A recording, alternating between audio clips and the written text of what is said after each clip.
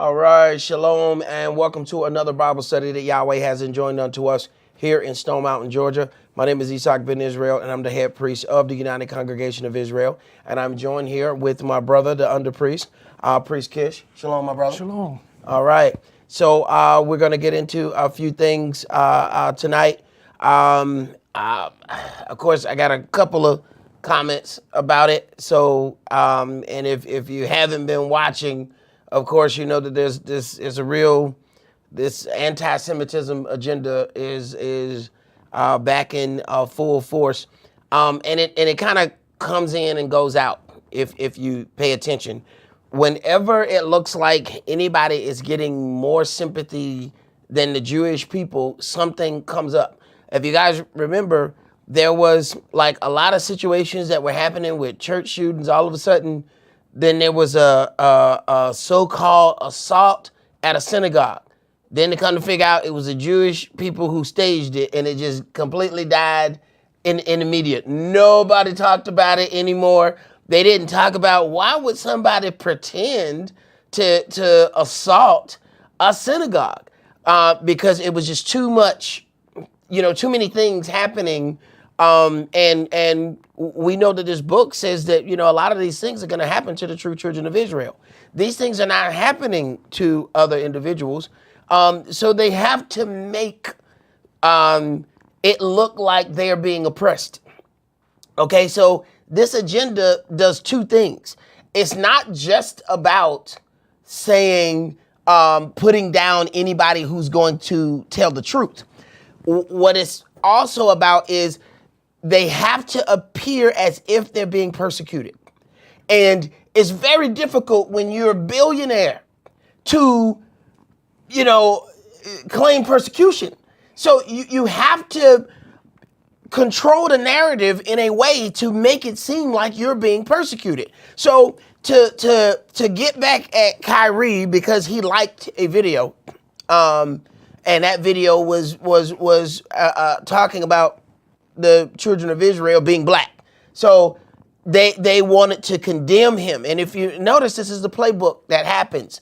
Whenever something happens, everybody that is of the ethnic group or religious group of that person has to denounce that person as long as they're not white. So if white people do something, other white people don't have to come out and say, I denounce that white person. But if a black person does something against a Jewish person or whatever, then other black people are called upon to denounce the black guy. Yet white people are never called to denounce another white guy.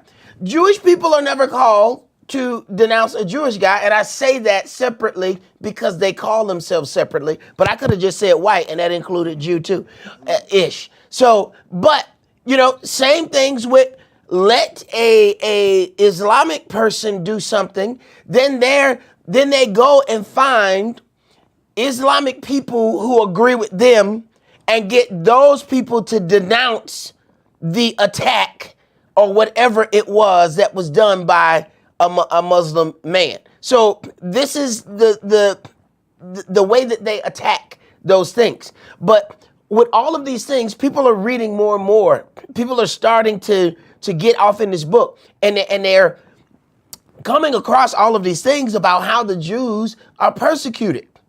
And they have to show some kind of persecution, okay? Because who feels sorry for a banker? You don't feel sorry for a banker. You don't feel sorry for the people who own everything. So they have to show you some kind of persecution. And the media gives them the opportunity to show that persecution. You don't see them getting shot dead in the street. You don't see them getting harassed by the police. You don't see any of those things. But all of a sudden, a click on a video was the most persecution. Oh my God, it was horrible. I was just so hurt that he clicked.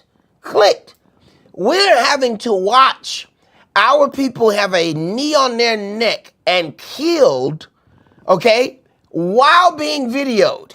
And we still have to do a whole bunch to get even get that person to be held accountable for that. And they're still not really held accountable, because what they'll do is they'll give those people time.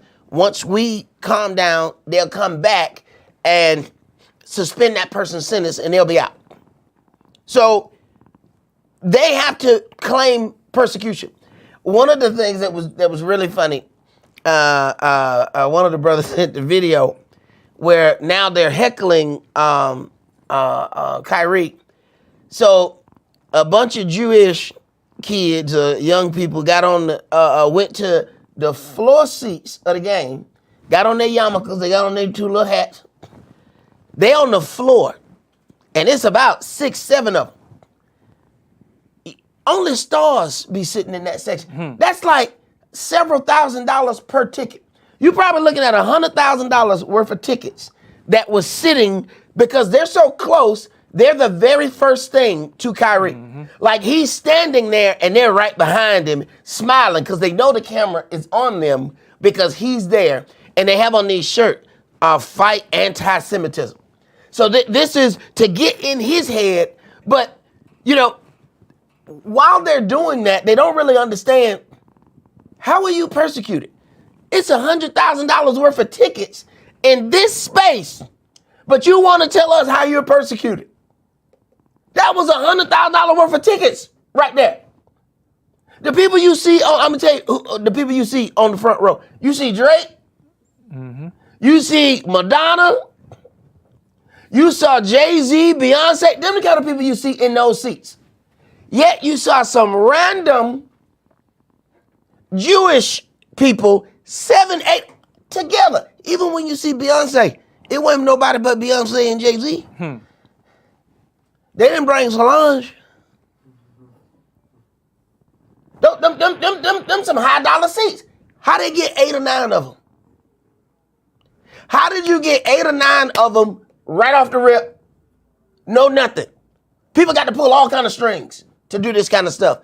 And it was able to happen. So people do not want the narrative to come out that, hey, they are in control of the media, they are in control of all of these things, but you kind of watch how these things happen, how our people feel pressured to go out and condemn.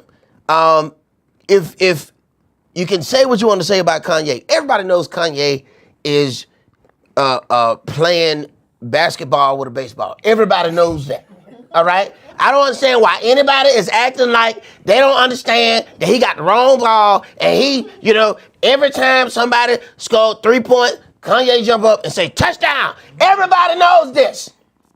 I don't know why we acting like we don't know that he is not playing. I mean, his best game of poker is with some Uno cards. We know this. So how are all of a sudden everybody hurt by something that come out of Kanye's mouth? At any given time, Kanye could say the most, wait about 180 seconds. And the dumbest thing you have ever heard in your life is gonna come right behind the most intelligent, brilliant, genius idea. That's Kanye, okay? But look at how him saying some things has completely depleted his net worth. Now, on the other side, you have the killers of our people. You have, once this man was found guilty, or once any of them who hurt our people are found guilty, how is it that they are not held responsible for the lawyer bill? You see how we are held responsible financially for everything that we say, yet somebody else can kill us. They're still not held. Even once the cop is found guilty, he's still not held financially responsible for his own defense. We pay for that. And I think we should start suing. I need my money back. I paid for your defense. That money came out my check. I paid for, that was the old, this is why they had to get people like Tupac. That generation had to leave. This stuff, this is what they want. The stuff that's happening now in rap. Tupac said, we paying for the pigs to knock the blacks out. See, people wanted to tell you, they don't know the difference between, they'll say, oh, this thug life. No. You got to listen to the difference between Tupac's lyrics and the lyrics that you're hearing today. Tupac would go political, thug, street, back to romantic. He can do all that in one verse. You done fell in love with him, you done hate him, and you done shot 2 people before the hook come in. This is what they wanted it to be, to stay like this.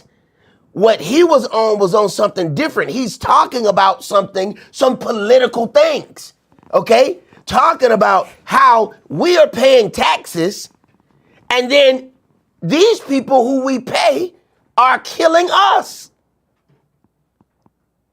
And these are the things that they did not want us to deal with. So people like that had to get out of the arena because he wasn't going to hold his tongue. See, Kanye is not able to hold his tongue, but he says strange things. Somebody like Tupac, this would have been problematic for the powers that be because he was not going to hold his tongue, and they could have banned him from every show. Tupac he could go to Ingles and everybody gonna show up. You can ban him from the Coliseum. It don't matter. I watched this white guy said what happened to him with Dave Chappelle. They said he went to a comedy club and they told him, look, don't do but a couple of minutes because this is this guy's night. They said, Dave Chappelle, look. He said, all right, you don't want me to do but 10 minutes? I'll do 10 minutes. So Dave Chappelle went up. He said he did 10 minutes. He said, then Dave, now this guy telling what he did to him. Mm-hmm. He said, then Dave Chappelle said, you know what, I don't know him to do this. But he said he did exactly the 10 minutes. He said, you know what, I'm gonna go outside, smoke me a cigarette. If anybody wanna come and hang out, I'm gonna hang out. The entire club left and went outside. And the dude who night it supposed to be, it's just him and crickets. There's nobody left in the club. That's why it's certain people, they got to get out of the circle. You're not gonna run Dave Chappelle out of town. You wasn't gonna run Tupac. You gotta kill Tupac. He gotta go. Because he wasn't gonna stop and he wasn't going to be pushed into a corner. And this is what you see from our people. We are allowing these people to tell us how we're going to do some things.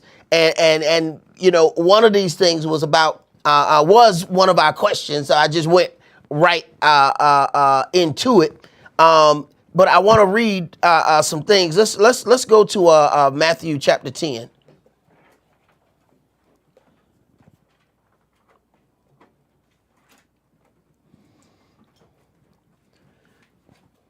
And we have to understand at this point, you have to see where we stand.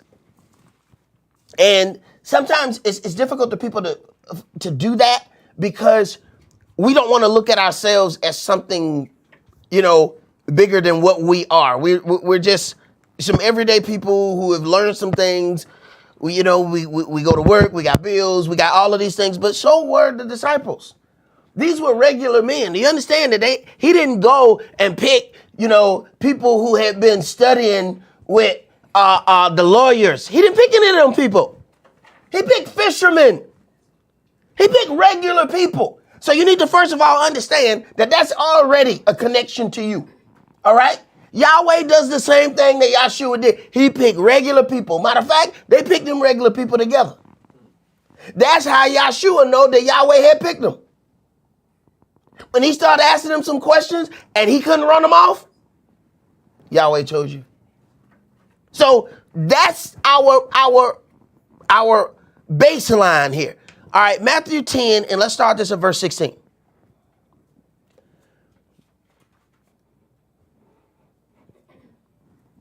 Behold, I send you forth as sheep in the midst of wolves. Be you therefore wise as serpents and harmless as doves. Right. So if you're trying to be straight up with these people, you're going to die.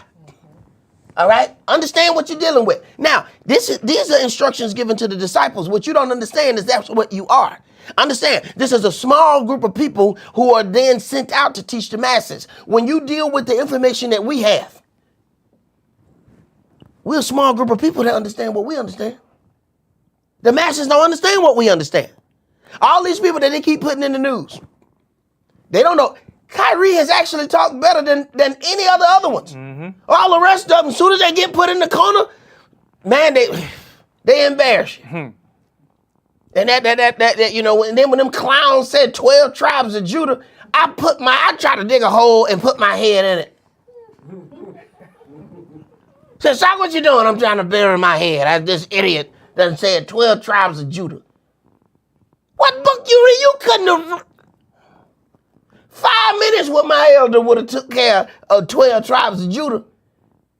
And Wycliffe got on a recording, got a lion necklace.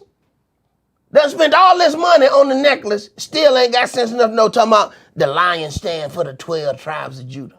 So this stupidity has gone on for generations. And somebody just said that lie not too long ago, 12 tribes of Judah.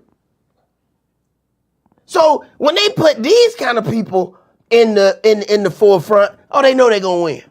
You know, it's like watching the Gladiator. You ever seen that movie where he going against the champion, but he done beat the hell out of him. He done stabbed him before he sent him out there. You know what I'm saying? So he ain't got one. You know what I'm saying? He fighting like this. He like, yeah, I'm gonna win. That's what they like to fight against. They send the lame, the ones who don't know no better.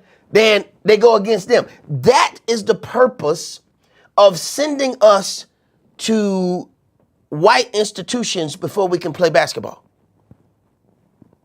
Because in 3 years, you will be indoctrinated. You will be fully indoctrinated. And you will most likely marry outside of your ethnic group. Everything that they need you to do. That makes you easily pull back in. Some people, though, no matter who they marry outside their ethnic group, they're going to still remember who they are. But that's still a small group of people. You're still going to get the majority by dealing with it that way. That's why you don't find a whole lot of people going directly to the NFL coming out of black colleges. They have brainwashed us believing that we have to go to these other schools. And you look at the individuals who did not go to the colleges and went straight, hey, they hate LeBron. You have to ask yourself, why do they hate LeBron? He has not been anybody that they can push into a corner.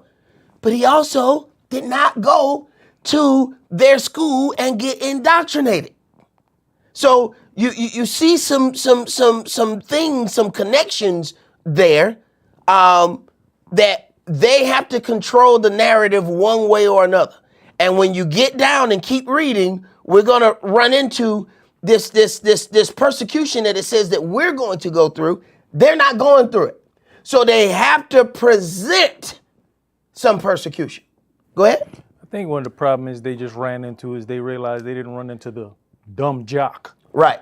Because, you know, like you said, they've been able to overrun and push people in the corner and have them say stupid stuff. Mm-hmm. That's why you never really heard about Professor Griff's situation. They just shut him up and moved him out the way. Right. Because he's too intelligent. They couldn't box him. You got it right. But the conversation with Nick Cannon, when because Nick and Professor was in the conversation, but they didn't go at him. Sure did. They went at Nick because they don't want this dialogue over here. So same way with... They sure didn't want that dialogue. So with Kyrie, now I'm sitting there looking like, I think y'all messing with the wrong one. And you keep doing this, more is going to get exposed. Because everybody's going to want to know what is this about? Right. Exactly. Right. Go ahead. Exactly. And see, that's part of the problem where all these people like Nick Cannon, he's got some information, just partial information, but were he to go toe-to-toe with one of them ish, if you know who you are and the details of this book, ain't no backing you into a corner. Right. And see, that's what they don't want. That's what they don't have. That's the danger in trying to recite some stuff that you're not really studying. Mm-hmm. You ain't walking in it. but you're just going to regurgitate some stuff that you heard. And maybe you've come to believe it, but you don't really have the details to back them ish up off you. Mm-hmm. That's it. That's the anti-power of the gram. See, we like, yeah, I've been on the gram all day. Yeah, the gram gonna get you killed. See, because you keep getting bits and pieces of knowledge. You know what I'm saying? But what you don't understand is that was to make you go and dive in and do some more research. We don't do no more research. We get that minute and a half post, and boy, we just walking down the street. Oh, I'm bad, boy. I'm bad. Got a minute and a half for some information. Who want it? What? What you say? What? With a minute and a half. Now, once that conversation go past a minute and a half, boy, you toe up. Boy, you toe up. And that's what they're dealing with. But they're going to keep going. And eventually, somebody's going to enter this circle who has watched something for more than a minute and a half. And the conversation going to get interesting. Go ahead. You know, my thought part of that whole with Nipsey, I think that was one of the reasons for getting him out of the way, because he's Eritrean. Uh-huh. So he kind of knows culture and history. You got it. And that going back and forth, traveling back and forth, eventually he was going to start spreading some stuff. Because we even see what was the comedian that came out and, well, I just realized I'm a Jew because her dad's Eritrean? Tiffany yeah. Addis. But then, once again, not doing true study, she run out and I'm doing a Bat's Vitzvah. It's like, Yeah. why didn't you do some true digging and studying? But hold on. I want you to pay attention. Right after that, she's also in a child molestation suit. Yeah, I was gonna say, you see From her career an went down. acting job. How you be wait a minute, how you pay me to be in a skit, and then I'm the one who's getting charged because there's an underage so-called person who all of a sudden feel like they got touched. I want you to connect the dots. She didn't say she converted to Judaism. She said she is a Jew. Yep. Here comes the lawsuit. Pay attention. T.D. Jakes stood up and said, what? I've just found out that I'm a Jew from the Igbo tribe. Next week, I'm a Gentile. This is Gentile too. I'm sorry, y'all. Right. 1 week later, what happened in them 7 days? What happened? Right. Go ahead, bro. Keep reading. Verse 17. But beware of men, for they will deliver you up to the councils, and they will scourge you in their synagogues. Uh-huh. And you shall be brought before governors and kings for my sake. This is us. This is not happening to other people. Now we're having to answer for things. See, everything about us is in this book. They want to try to tell you that it's not. Go ahead. But you know, even with what you were saying earlier, he chose fishermen. You have to look at the people that you're choosing for certain jobs. They had to be built a special way to be able to withstand this type of stuff. I've told people before, Lucifer's got his army. Anybody can be recruited. Yahweh's people are being tested and tried. You're gonna go through trials and tribulations, because when you hit face up, we gotta know that you ain't gonna run. Yah has to know that you ain't gonna run. So the same way you have to train going into the military, Yahweh's training his soldiers too. So, but most of us in this room have gone through some stuff before even coming to the word. We have a background of some dirt back then. You know what I'm saying? So you look at the fishermen. They're built a different way. That lifestyle is rough. That's if you know what you don't necessarily see that right away, because and unless you understand that there's different levels of fishermen. See, when you in the hood fishing, you went to a pond and you threw something in there. All right, that was fishing. You were like, yeah, I'm going fishing. Then you find out, like, I got some buddies, and they're like, yeah, man, we went fishing in the ocean. I said, who the what? He said, no, we go fishing in the ocean. He said, now I warned some people, look, now, they go on different coasts. So they're like, no, on this coast, the water it's choppy. On that one, it's calm. I said, what? They go rent a huge boat. They pay to go get on this huge boat. And they go so far, ain't no land nowhere. Oh, no. That different kind of fishing. That's not, you know what I'm saying, in the pond by your grandmama house. You know what I'm saying? And you just, you know, so that's what your mind say when you read fishermen. You don't really think that they have a wave that's bigger than your house coming toward them, and they got a pole in their hand trying to catch a fish. You don't think about that. But having them kind of people, they about that life. So when folks woof off at them, they're like, man, I done been in near-death experiences about 4 times last week. So you trying to threaten me about something that I believe in? Bring it. So he knew what kind of people he was getting. You get somebody who been studying the book all day. You know, they've been in classrooms, all right? But they ain't been in no battle. It's like the people who say, you know, I've been trained for war. Been trained for war. And then the first bullet go by their head and they, ah! And they gone. They gone. You trying to wake him up. Tell him, get up. Ah! Ah! He gone. He out. See, he was trained for it, but he ain't never been in it. So that affects some things. But you look at this stuff that we're having to go through. This is New Testament that we're reading. Understand something. If this is supposed to be them, then they're supposed to be going through it. This is New Testament. We're not reading. This is why certain people will never enter into the conversation, because they have too much information to bring into the conversation. This is New Testament. If this is New Testament, the Jews should be going through this right now. Yet we see 10 floor seats purchased on a whim. Okay? We see $100,000 worth of tickets, you know, like it ain't nothing. Come on, brother. You got, pull up a chair, man. And fix your face. Fix your face. Coming to him, did the ugly face. Go ahead, brother. We need to pull out more chairs. Yeah, pull out, I might need to small up. 2 can get at that table right man, there. hey, go get another table. Go ahead, brother. Where we at? Verse 17, the end of verse 18. For a testimony against them and the Gentiles. Verse 19. But when they deliver you up, take no thought. Not if they gonna deliver you up, when they deliver you up. They are going to deliver you up. Okay? Go ahead. Take no thought how or what you shall speak. For it shall be given you in that same hour what you shall speak. Right. See, you practicing some of the stuff that you're gonna speak right now. Then he will bring that back to your remembrance later on. Y'all probably should have folded that, you know, like over there. And then, you know what I'm saying? Instead of like carrying it, like right through here, fold it up. Boy, how many Hebrews do it take to put up a table? My God. There is a God. Read, brother.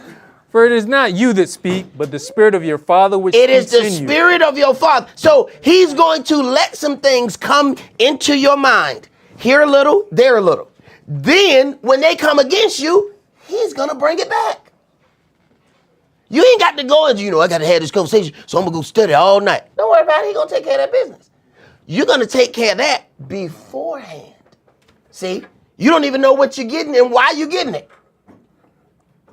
You'll know when they come out. Go ahead. And you know, what I did enjoy about Kyrie's thing is that you've said it several times, stop being on the defensive. Right. And at some point, he stopped being on the defensive. Sure did. They asked him about posting. He said, what, you don't post stuff? Does that mean that I'm promoting it because I post it? Right. Right.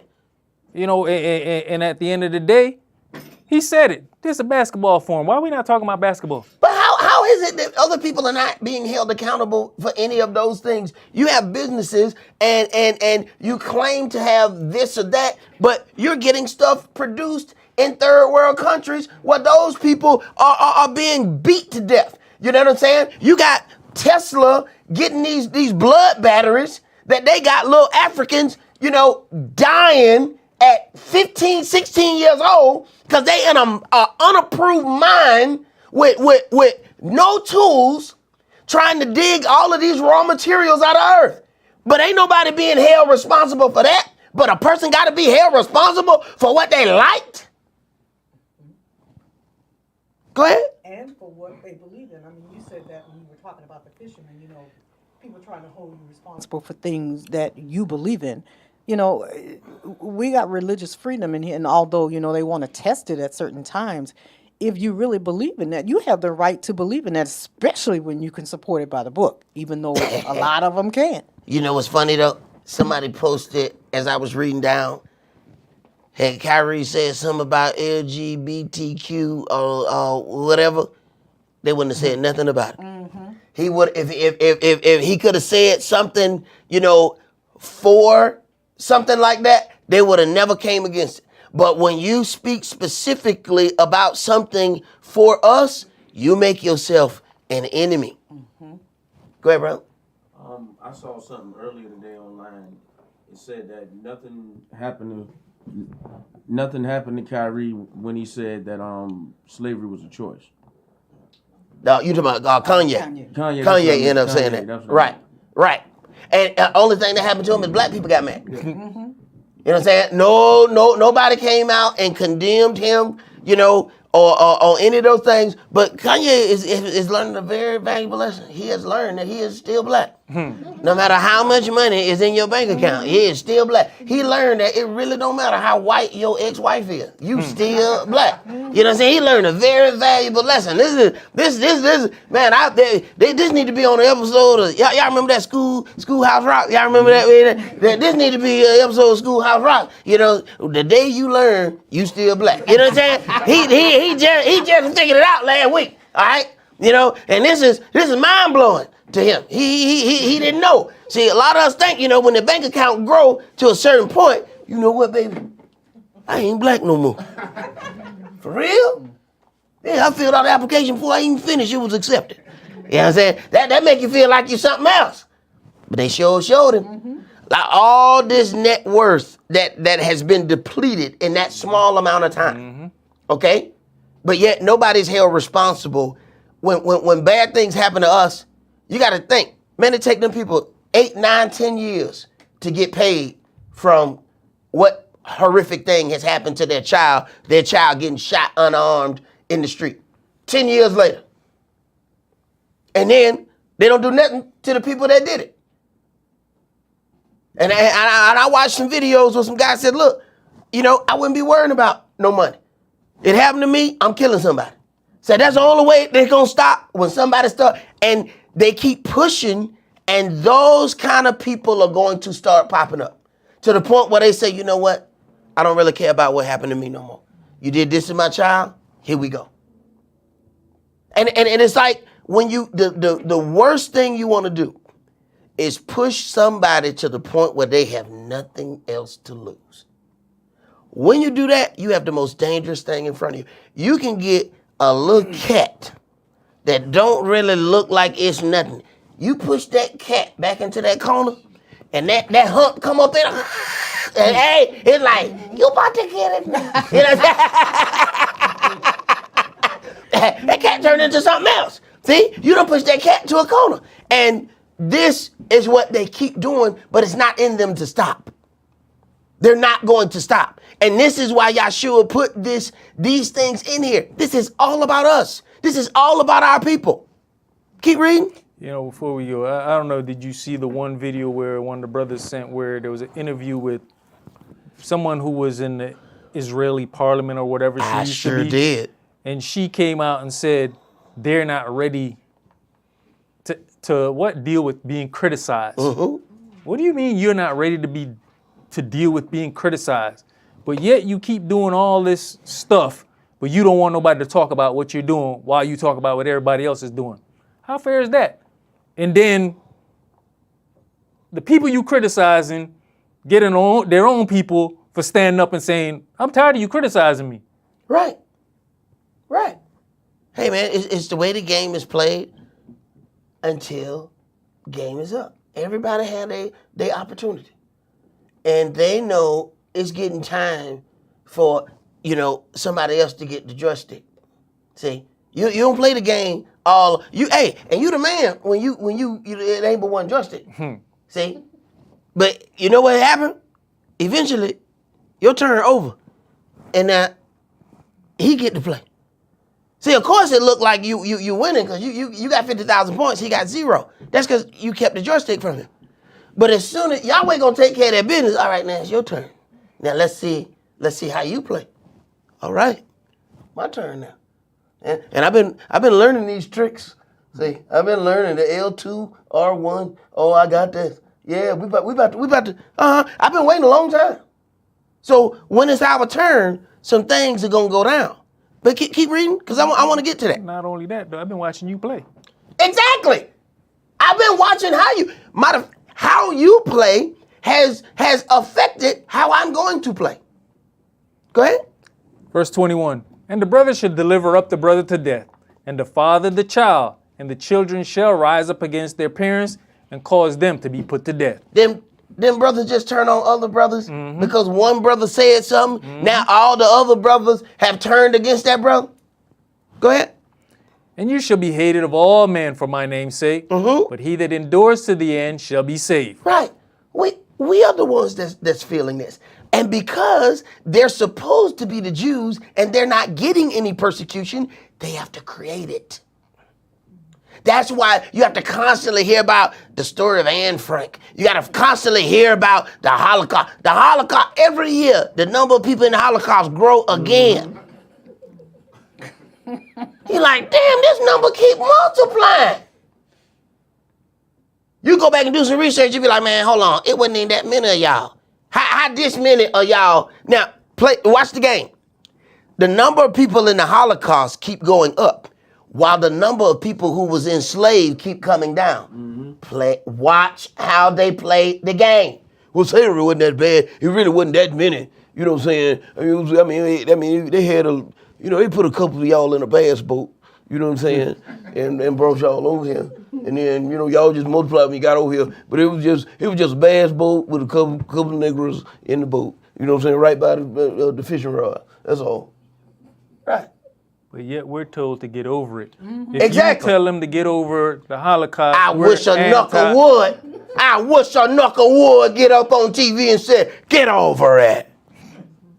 Boy, they gonna be at your job with them anti-Semitism shirts on. with them little bitty things that they don't wash in hot water. They gonna be all up at you, boy. I wish you would. I wish you would. Go ahead, bro. But when they persecute you in this city, flee you into another. For verily I say unto you, you shall not have gone over the cities of Israel till the Son of Man become. The disciple is not above his master, nor the servant above his Adonai. It is enough for the disciple that he be as his master, and the servant as his Adonai.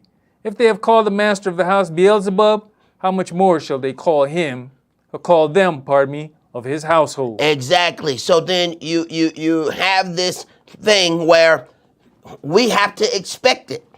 This is a part of our persecution.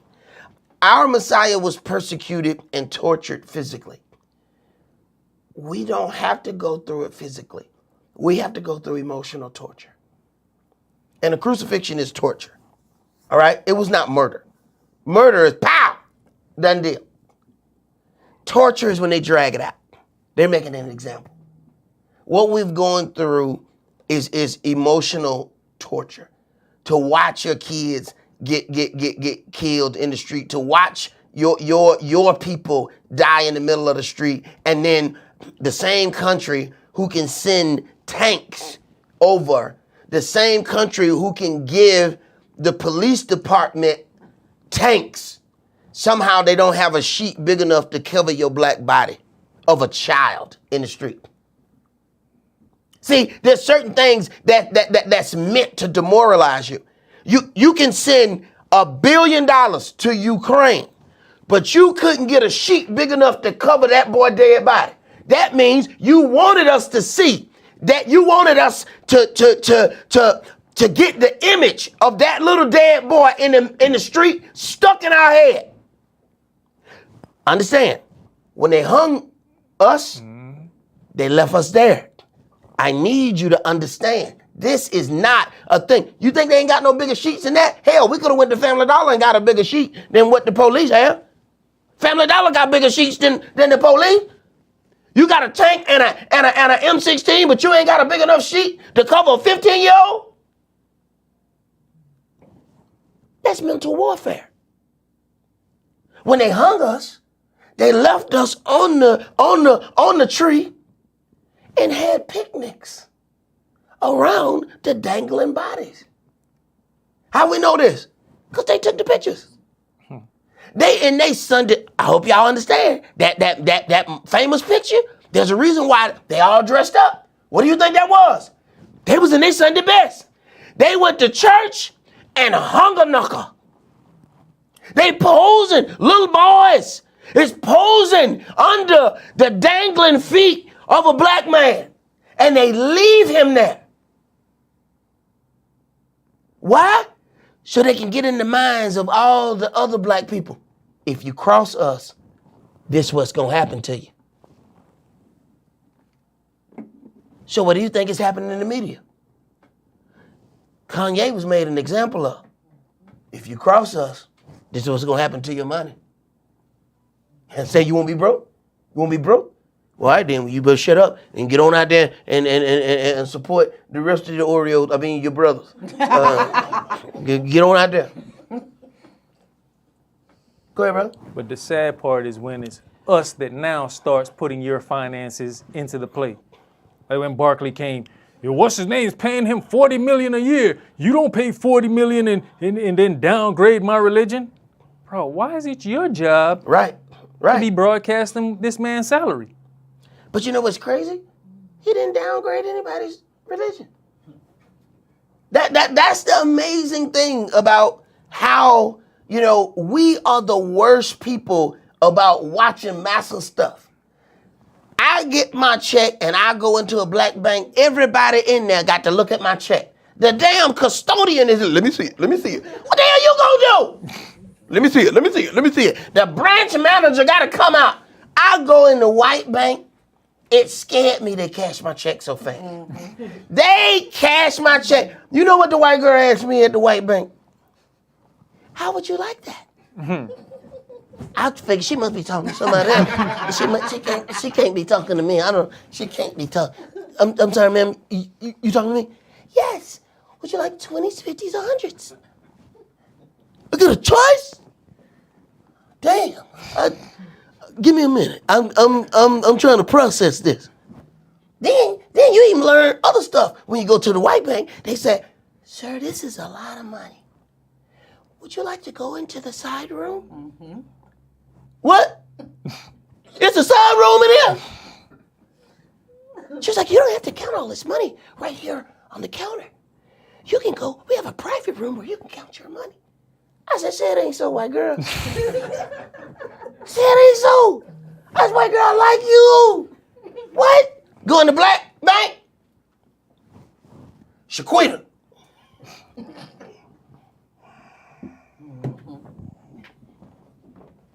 What you do? Why the hell is that into your business?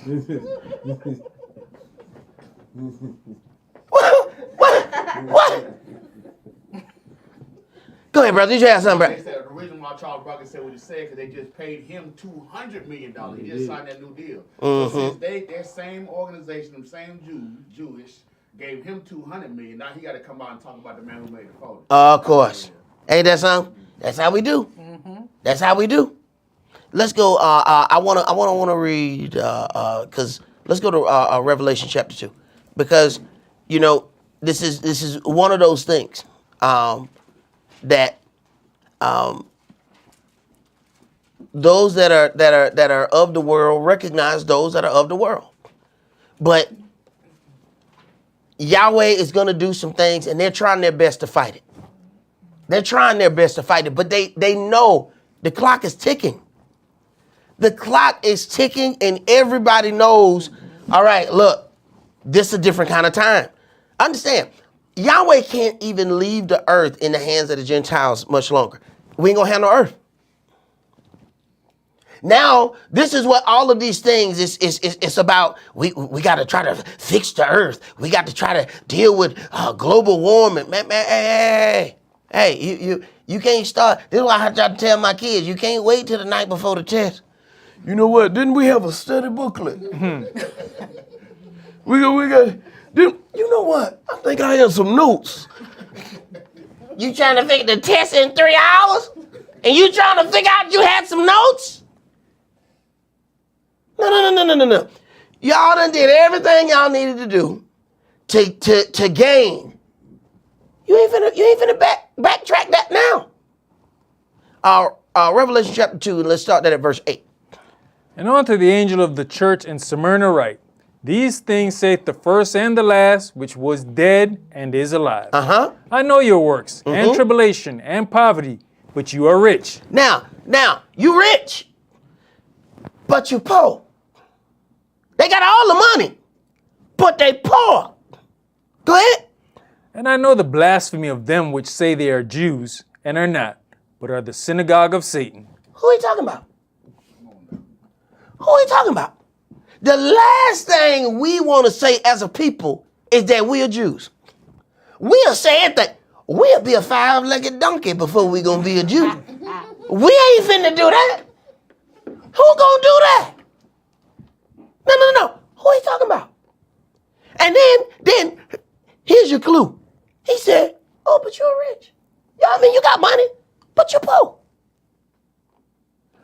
When the president of the United States says that he had to make an economic package, this was George Bush, and he said, but I couldn't, do my package today because, my bankers, they're not here today. It's a Jewish holiday. So the leader of the free world, that's what they say, couldn't implement his economic recovery plan because it was a Jewish holiday. And he laughed. He said this on national television and then laughed. But people want to tell you they're being persecuted. What he just said was that the Jews are in charge of America's finance. And nobody batted an eye. And he just put it right out there. And I particularly like him because he's like Kanye. He's white yay. Did you see the video where George Bush was giving the speech and he said he was supposed to be talking about somebody else going over there and making an unjust war and just going to kill somebody, and instead of saying the country that he was saying, he said a unjust war in Iraq, which is what he did. And then he tried to correct himself, and then he said, well, same thing. Okay? You gotta love white yay. That's white yay. You gotta love white yay. He just go right out there and just tell on himself. But well, no backlash. Everybody chuckled. I mean, the whole crowd, and it's a huge place. You got presidents speaking, understand, this place gonna be packed. They were all laughing. They know he stuck his foot in his mouth. He ain't lose no money. Who lost money? We lose money when we say, see, this is why I won't take none of them grants. People want to know, Sock, man, with the stuff y'all know, man, we ought to have a church as big, take up the whole block, right? And next week we'll be in here talking about Jesus wept.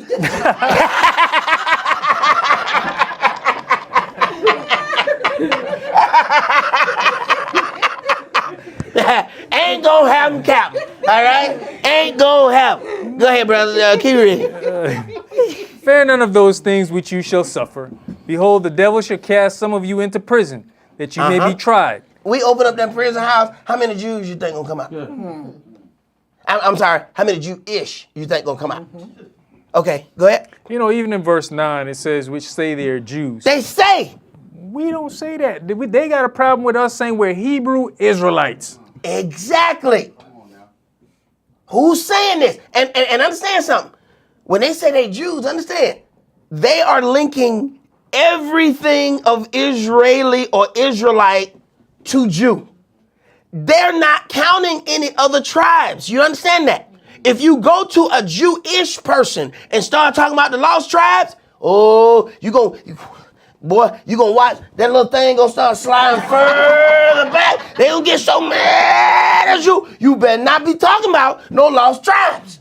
When they say Jew, that's it. That's all they want. That actually feeds into the misteaching that you hear people like Wycliffe talking about 12 tribes of Judah. What does that do?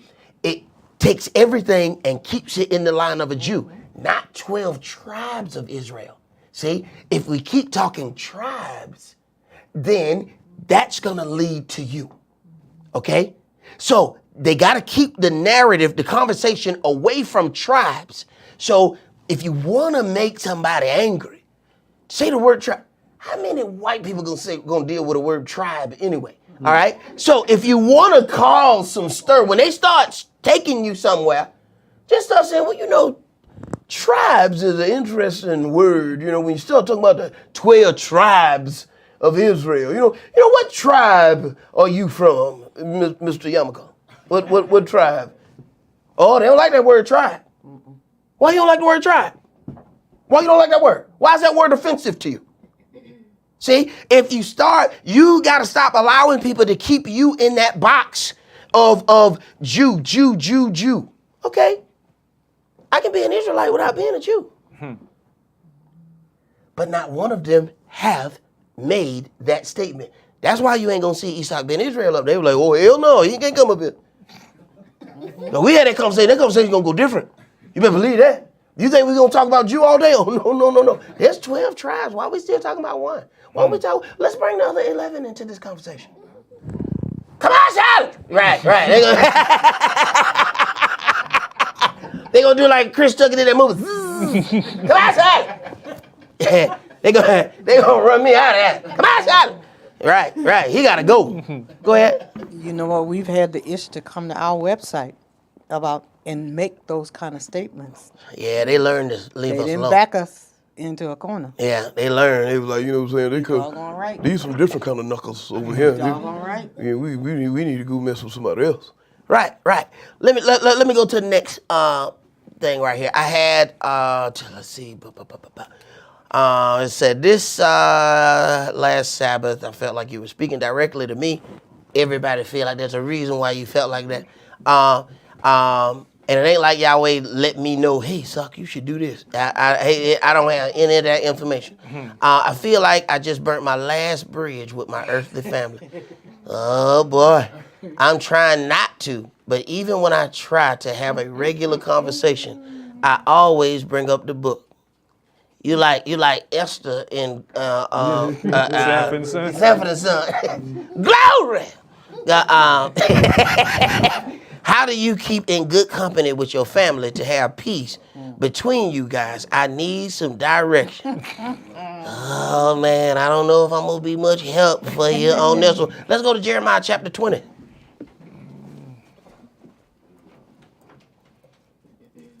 Jeremiah chapter 20.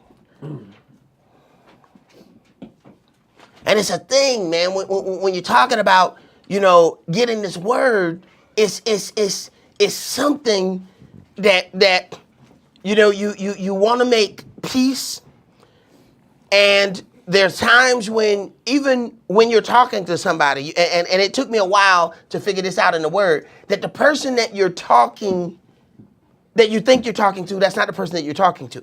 You're talking at that person, but you're really talking to somebody else. Because what's happening is that person brings up something, all right? Because they're trying to push their agenda. You then come out with the word. You're not talking directly to that person. You think you are. You might be spiritually jousting with that person. It's the person sitting over here who's not saying a thing, who's going back and forth. And if you don't offer your point of view, that person gets to convince this person because you didn't offer anything. That person who hasn't asked you anything, they are the ones who are depending on your answer, not the individual that you're talking to. So, first of all, before we even start this, understand that. Let's start this at verse 1. Now Pashur, the son of Immer the priest, who was also chief governor in the house of Yahweh, heard that Yirmiah prophesied these things. Then Pashur smote Yirmiah the prophet, and put him in the stocks that were in the high gate of Benjamin, which was by the house of Yah. Now, we trying to be friends with our family, a servant of Yahweh get slapped in the mouth. This is what happened to you when you speak the truth in Israel. So we have to then ask ourselves, even when we ask for peace among our family, when you consider you understand brothers get thrown in the jail, they get thrown in the bottom of the dungeon, okay, for speaking the truth of this word.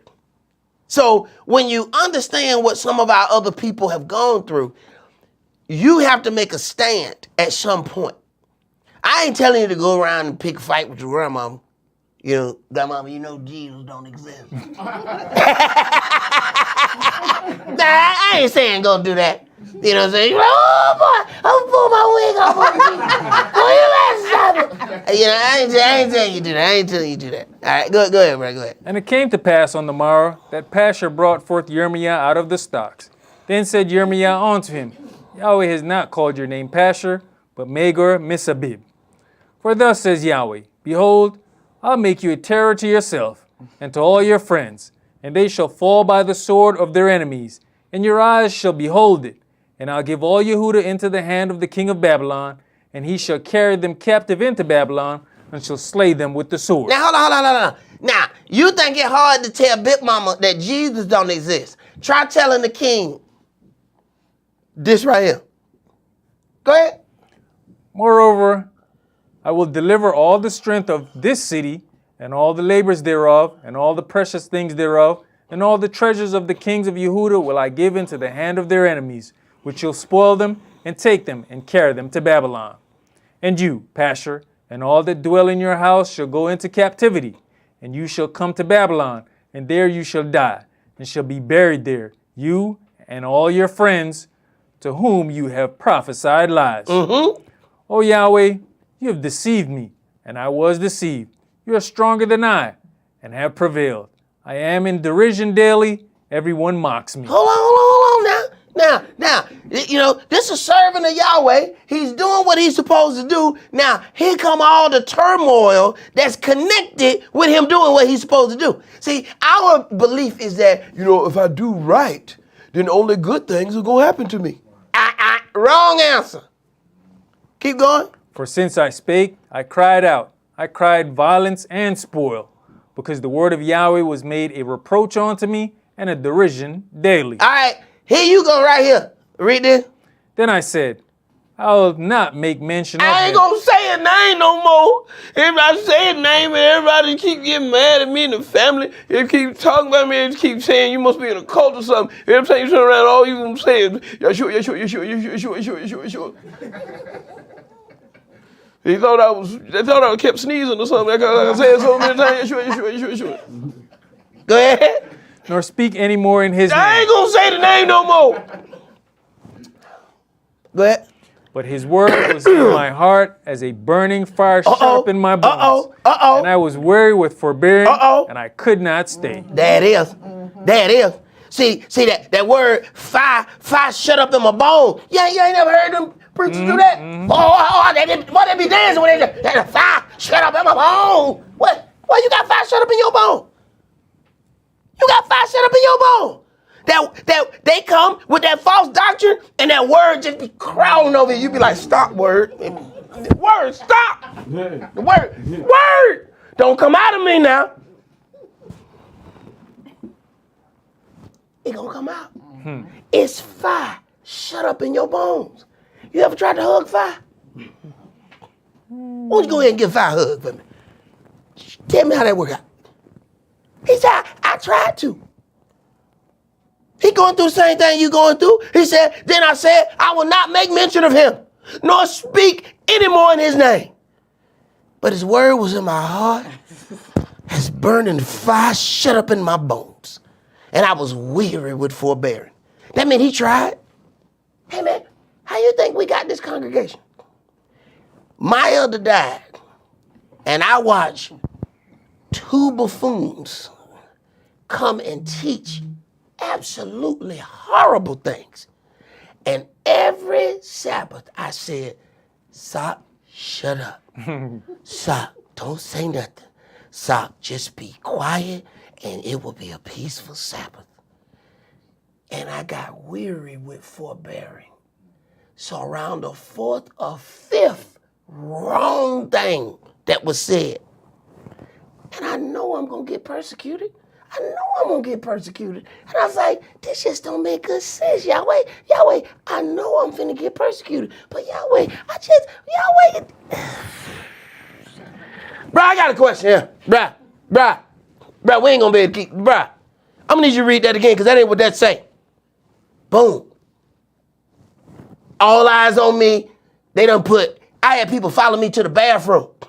I go to the bathroom, his brother standing in the bathroom waiting. They giving a report. Yeah, it was number 1. I heard it hit the water. What the hell? What? I go to, you know how when you know people following you, you take an abrupt turn? So I got to the point where I'm like, I go to the parking lot, there's 3 cats in the parking lot. I go to the dining hall, 3 cats in the dining hall. So I said, all right, you know how you figure out if they following you? You walk and you abruptly turn around. They're like, all right, yeah. These cats been assigned to follow me. Now, I'm in the Word and I got people following me. Because I couldn't keep quiet about the wrong things that were being taught. It was fire shut up in my bones. And I got persecuted for it. But the persecution is what brought forth this. So, should I have kept quiet and been calm and had peace in myself? Because let me tell you something. The peace that I thought I would have had, I still wasn't going to have it. Now run, go tell that. Go ahead, bro. No, my whole thing is, here you making concessions for them. Are they doing the same for you? They ain't going to make no concessions for you. They don't care nothing about your feelings. They'll get right up in front of you and say, Jesus, Jesus, Jesus, Jesus. I said, Jesus, Jesus, Jesus, Jesus, Jesus, Jesus. I said, Jesus. They did a pork chop still in their mouth. They don't care nothing about your feelings. And here it is. They put it on us like it's on us. We have to tiptoe. Man, this word is fire shut up in my bones. You keep talking to me, it's going to come out. Why you think I don't get invited to parties no more? There's brothers in here that have been invited to shindigs. I ain't get invited. Why you think I ain't get invited? No. Priest gonna come, you know, man. He gonna see everything we doing wrong. Well, hey, bro, it is what it is. Hey, look, kids start not to get invited to some of them. Yes, sir. But these brothers they gonna get way more party invitation than me. I used to be the life of the party. Now I'm the death of the party. The party died when I come. Man. Here comes Sock. Go ahead, bro. And I was just gonna say, peace don't come by just sitting still and being quiet. You No. have to fight for your peace. Freedom ain't free. Exactly. I can recall where certain family members understand where I stay, so they leave me the hell alone. I remember my sister calling one day, we on the phone, and she jumped out and said something in scripture. When I went, how's the family doing? How's the kids? I was like, yeah, you just realized that you just stepped out of line with the wrong person. Right. Nah, but Right. you put it out there, we gonna handle it. Right. After a while, they gonna have to realize, you know what? Yeah, I'm trying to make some concessions, but when you see me, you need to learn that you don't say that around me either. Right. But you know what? Other people ain't doing that. How many gay people come and ask you how you feel about their gayness? Mm-hmm. Come on now, tell the truth, shame the devil. Did they ask you, you know what, if you don't like it, I'll stop being gay? Did they ask you? Did they give you the opportunity to stop their gayness? No. So why in the hell I gotta tiptoe with this truth around you because you offended? I ain't pushing nothing on you, but you sure ain't about to push nothing on me. And I tell people right off the rip, I run a half off Jesus sale. You get 2 free Jesuses. I don't say nothing. But that third Jesus, that third one, you about to meet Yahshua. I'm about to tell you how Jesus could not have possibly been his name. I'm going to tell you how 1,630 years nobody even said that name. So you got a teenage God. Your God ain't but 400 years old. Your God's still in preschool. My God been around since antiquity. Your God in puberty. But I'm gonna let you push me to that point though. I'm gonna give you a couple chances before I get there. But this word is like fire shut up in my bones. You might not want to play with matches around me. See, and that's what you're doing when you throw out wrong doctrine. You throw out wrong doctrine, it agitates that fire that's sitting there. That word start crawling. I'm like, word, stop it. Word, stop it. Now, I can tell the word to stop, but sooner or later the word take over. Go ahead, bro. Verse 10. For I heard the defaming of many, fear on every side. Report, say they, and we'll report it. All my familiars watch for my halting, saying, peradventure he will be enticed, and we shall prevail against him, and we shall take our revenge on him. But Yahweh is with me as a mighty terrible one. Therefore my persecutors shall stumble, and they shall not prevail. They shall be greatly ashamed, for they shall not prosper. Their everlasting confusion shall never be forgotten. But, O Yahweh of hosts, that triest the righteous, and seeth the reins and the heart, let me see your vengeance on them. For unto you have I opened my cause. Right. See, even though he's doing the service of Yahweh, he's still gonna have persecution. But then you learn to see some of the things of what Saul said. You know, I boast concerning mine infirmities. It's when I go through those things that I actually feel the presence of Yahweh. When I think I got it going on, I don't feel the presence of Yahweh. It's when something done happened to me and I'm at my lowest point and he come and lift me up. Now I know he with me. Go ahead, brother. I'm sorry, hold on. Go ahead, brother. Man, what you just said is real, man. Actually, this week, I don't know if it was today, but I just realized that because right now, I'm at the point right now, I feel like the spirit is not with me, you know what I mean? And then I realized, like, okay, when stuff happens, that's when I'm like, you know, I really feel it, and then I grow, you know what I mean? Right. But anyway, what you just said. Hey, brother, but you have to consider what Job said. He said, I've heard of your fame, but now that you done dealt with me, now I know you face to face. No, it's something altogether different when a brother done wrestled. You know, now I know of you. Now I heard of you. I believed in you when I heard of you.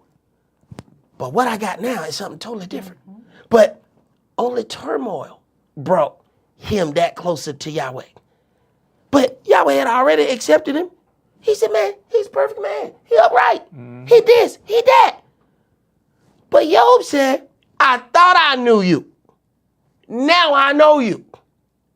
So there's levels of relationships. See?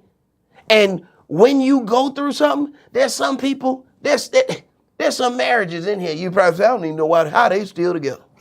Good God Almighty. But them troubles is actually why they still together. They actually got stronger through them troubles. They can sit down and talk. You remember that time you threw that plate at me?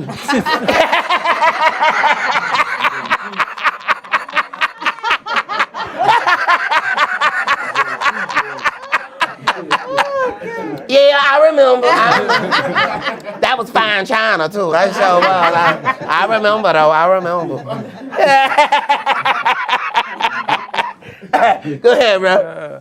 Sing unto Yahweh, praise you, Yah, for he has delivered the soul of the poor from the hand of evildoers. Cursed be the day wherein I was born. Let not the day wherein my mother bare me be blessed. Cursed be the man who brought tidings to my father, saying, a man-child is born unto you, making him very glad. And let that man be as the cities which Yahweh overthrew, and repented not. And let him hear the cry in the morning, and the shouting at noonday. Because he slew me not from the womb, or that my mother might have been my grave, and her womb to be always great with me.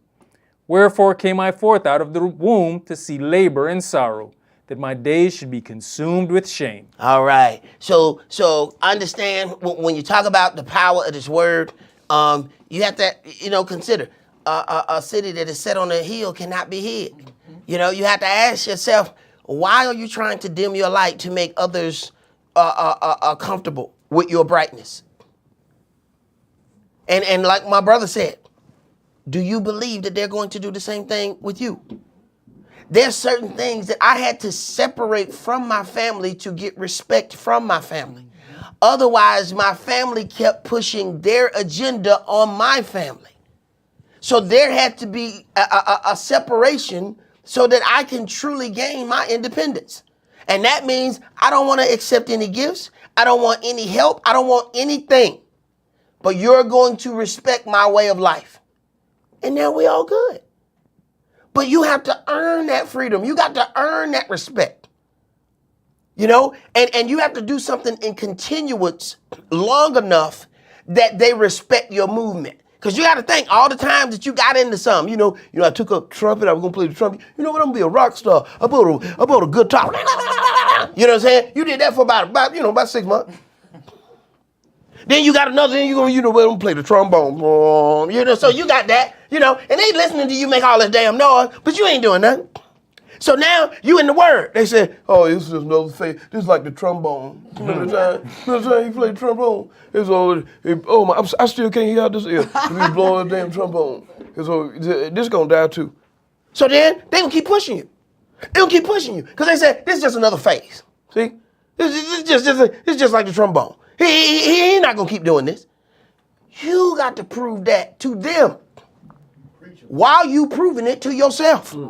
See? So you got to prove it to you first, then you can prove it to them. Because ain't nobody going to believe you till you believe you. Go ahead, brother. Where we at? That was the end of that. All right. I got another one that says, I was having a discussion about voting, and I'm pretty sure you've covered this. But I've taken a stance of I'm not choosing any of these folks to rule over me. I also realize that by not voting, I'm allowing someone else to dictate who's going to rule. What would be a better argument for me to make instead of not choosing these folks to rule over me? I would rather do my best to follow the law contained in this book, which will be more than to keep in line with the laws of the land. So we know that the word actually does say that we shall not elect one to rule over us that is not one of our brothers. All right? You shall not have a stranger to rule over you. Now, it's hard to tell our people that because they're like, we ain't never had anybody other than us. This is the reason why there was always desegregation. If the people stayed, they first stripped us from everything. Home ownership, everything. So all of us packed in the same little dilapidated neighborhoods. Here's the problem. If they left us alone, all of those people are going to be in one district and they're going to vote for one person. They're going to have a black representative. The problem is there were going to be multiple black representatives that were going to keep popping up out of these neighborhoods all over the country.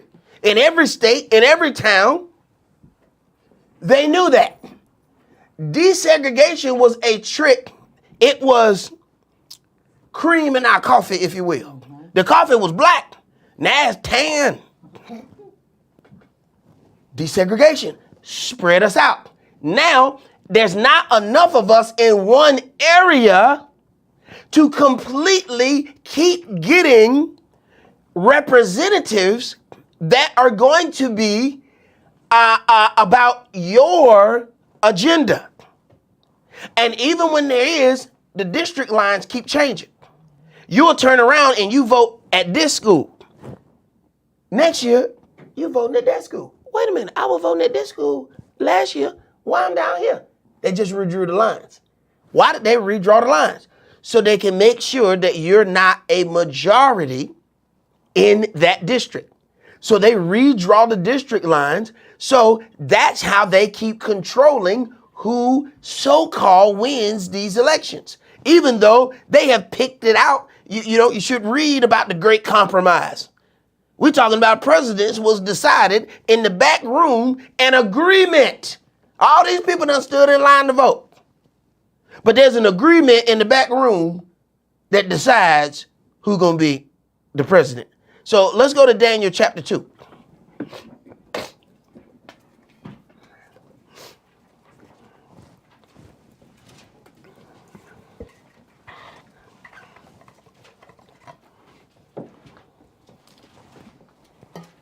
You start verse 1. Yeah, start that at verse 1. And in the second year of the reign of Nebuchadnezzar, Nebuchadnezzar dreamed dreams, wherewith his spirit was troubled, and his sleep brake from him. Then the king commanded to call the magicians, and the astrologers, and the sorcerers, and the Chaldeans, for to show the king his dreams. So they came and stood before the king. And the king said unto them, I have dreamed a dream, and my spirit was troubled to know the dream. Then spake the Chaldeans to the king in Syriac, O king, live forever. Tell your servants the dream, and we will show the interpretation. The king answered and said to the Chaldeans, the thing is gone from me.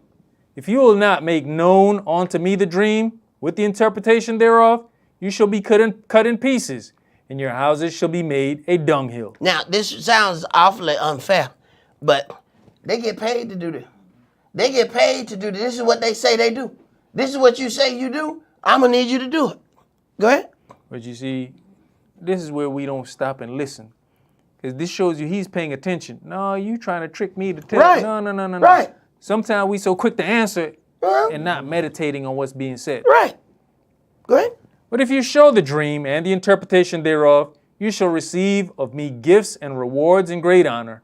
Therefore show me the dream and the interpretation thereof. They answered again and said, let the king tell his servants the dream, and we will show the interpretation of it. The king answered and said, I know of certainty that you would gain the time, because you see the thing is gone from me. But if you will not make known unto me the dream, there is but one decree for you, for you have prepared lying and corrupt words to speak before me, till the time be changed. Therefore tell me the dream, and I shall know that you can show me the interpretation thereof. Right. See, this is what happened when you see the slickery. See, you know when you around some greasy knuckles. You know what I'm saying? You be like, oh no, he greasy.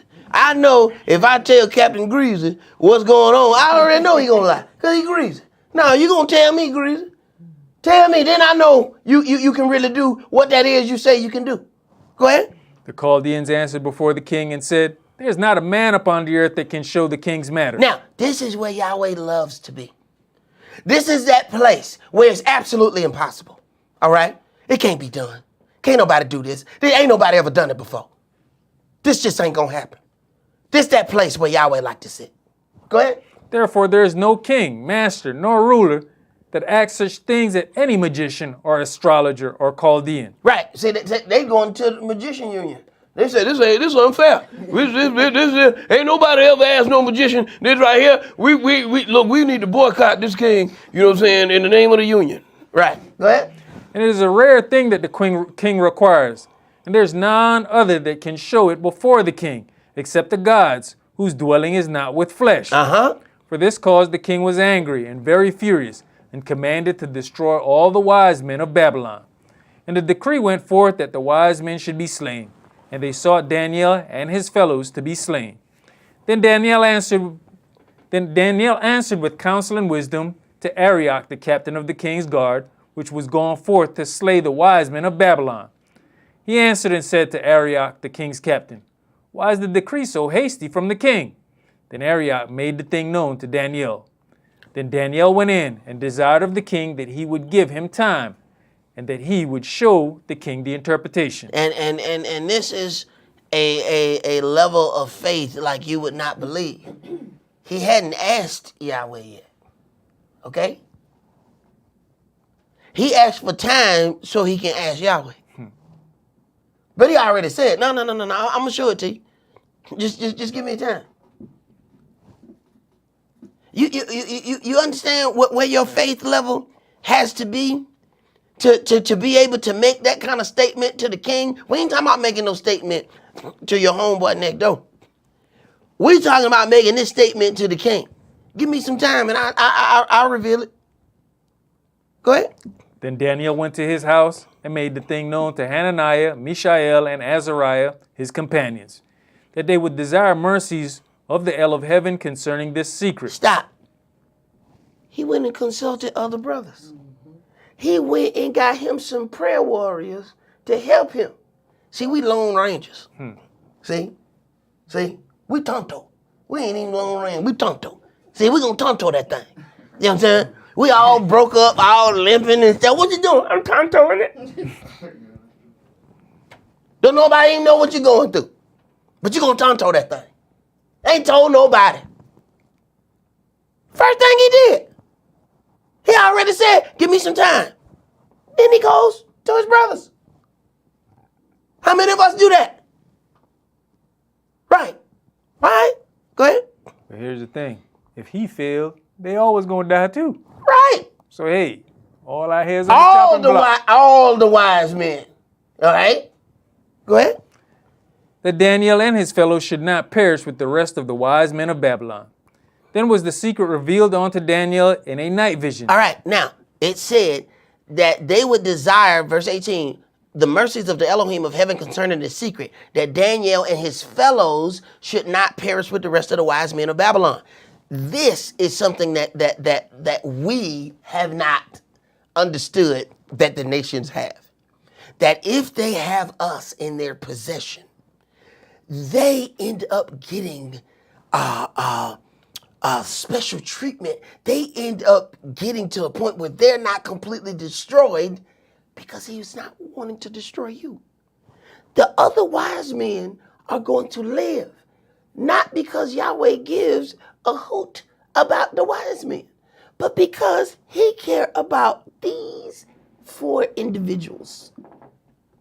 Because he cares about those 4. The rest of them are going to live. Other nations have already figured that out about you. See, this is what Laban said concerning Yaakov. Look, I know I don't want to let you go. Yeah, I know. You supposed to marry, 1 daughter and work 7 years. You've been here about 20. I got you drunk, and I put the wrong daughter in there. I did that. But see, I have learned that Yahweh has blessed me because of you. Very few people are going to admit that their blessing came through you. Understand that. His blessing. Now, he's the man who owns everything. But the blessing to the rich man came by way of the poor man. They don't want to let you know that you are the vehicle that their blessing is riding on. So they got to get in your head to make you feel less than. So you don't know that you are the vehicle. These men are about to save the lives of all these other men who worship some other gods, by the way. Go ahead. Then Daniel blessed the Elohim of heaven. Daniel answered and said, Blessed be the name of the El forever and ever, for wisdom and might are his. And he changes the times and the seasons. He removes kings and sets up kings. He gives wisdom unto the wise and knowledge to them that know understanding. All right, pause. A brother says he wants to, he don't want to go out here and vote. Let me tell you something. Elohim sets up kings. He puts kings in their place. You can tell your folks they can go and vote all they want. Who Elohim want to be in office is going to be in office. Whether it be a 3-legged donkey or a 4-legged snake, it is going to be what it is because it has to serve a purpose. And it's going to serve the purpose that he has designated. And all we got to do is keep reading. And you're going to find, how do you think Daniel is able to give all of this future of a kingdom that hadn't happened yet? You think that's because they voted? I vote for the Persians. That's what I vote. I vote for the Persians. I'm saying I voted for the Persians. Yeah. You know what? No, man. You know I changed that. You know what? I vote for the Chaldeans. Chaldeans, go down. Chaldeans. Y'all had already said how that's gonna go. You stand in line, but you put your ballot in there if you want to. Go ahead. Go ahead, bro. He reveals the deep and secret things. Uh-huh. He knows what is in the darkness, and the light dwells with him. I thank you and praise you, O you El of my fathers. Now, what's funny is, this is why this is a good argument. And let me tell you why. Because they're going to question you because you're not voting. But this is where you go. So you don't have faith in your God? That's what it's going to get. Wait a minute. Your God has already prophesied. You don't have faith in your God, that your God is going to bring you through. You believe that you're going to have to vote your way into this salvation? Now sit back and see what they answer on that. Go ahead. Who has given me wisdom and might, and has made known unto me now what we desired of you. For you have now made known unto us the king's matter. Therefore Daniel went in unto Arioch, whom the king had ordained to destroy the wise men of Babylon. He went and said thus unto him, Destroy not the wise men of Babylon. Bring me in before the king, and I'll show unto the king the interpretation. Then Arioch brought in Daniel before the king in haste, and said thus unto him, I found a man of the captives of Yehuda, that will make known unto the king the interpretation. The king answered and said to Daniel, whose name was Belteshazzar, Are you able to make known unto me the dream which I have seen, and the interpretation thereof? All right. I need for y'all also to notice the double names. Daniel is what he is called by Hebrews. Belteshazzar is what he's called by the governing authority. So he got a government name and he got a Hebrew name. But they want to tell you something wrong with you. What you mean? You got a spiritual name. You must be in a cult. Ain't nobody got no two names except somebody who not right. See? Well, you got two names because you're not right. Well, so was Daniel not right? Well, let's not talk about Daniel. Right. He got two names. Matter of fact, all of those brothers who made those prayers, Hananiah, Azariah, Mishael, but you know what we're going to say? Shadrach, Meshach, and Abednego. You know what we're going to say? Okay? Those are all, every last one of them have two names. Their spiritual name, their name that they are called among Hebrews, and the name that they are called amongst the heathen. Even the Hebrews got to call them the heathen name when they're in the presence of the heathen. Hananiah couldn't walk up to Daniel and say, Daniel, while the king was there, he got this, hey, Belteshazzar. Belty. Shazar, brother. Brother Shazar. Come here, brother. Come here, Belty. Come here, Belty. And then when he come out, look here, dang, bruh, these folks tripping. but he got to play the game. You know, hey, it is what it is. We go to work. You can't call people by their nickname. You got to call them Belty. Hey, come here. Then when we get by the wall, hey, look, bruh, look. Hey, gotta do what you gotta do. Go ahead. Daniel answered in the presence of the king and said, The secret which the king has demanded cannot the wise men, the astrologers, the magicians, the soothsayers show unto the king. But there is an El in heaven that reveals secrets, and makes known to the king Nebuchadnezzar what shall be in the latter days. Your dream and the visions of your head upon your bed are these. As for you, O king, your thoughts came into your mind upon your bed, what should come to pass hereafter. And he that reveals secrets makes known to you what shall come to pass. But as for me, this secret is not revealed to me for any wisdom that I have more than any living, but for their sakes that shall make known the interpretation to the king, and that you might have known the thoughts of your heart. Right. So then understand, Yahweh is putting him in the position so that he would understand his dreams. So you will understand why you having this dream. But at least, hey, he's seeking out the understanding of this dream. He knows that, oh, okay, I got something going on here.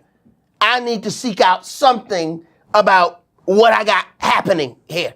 He said, no, this is not given to me for any wisdom.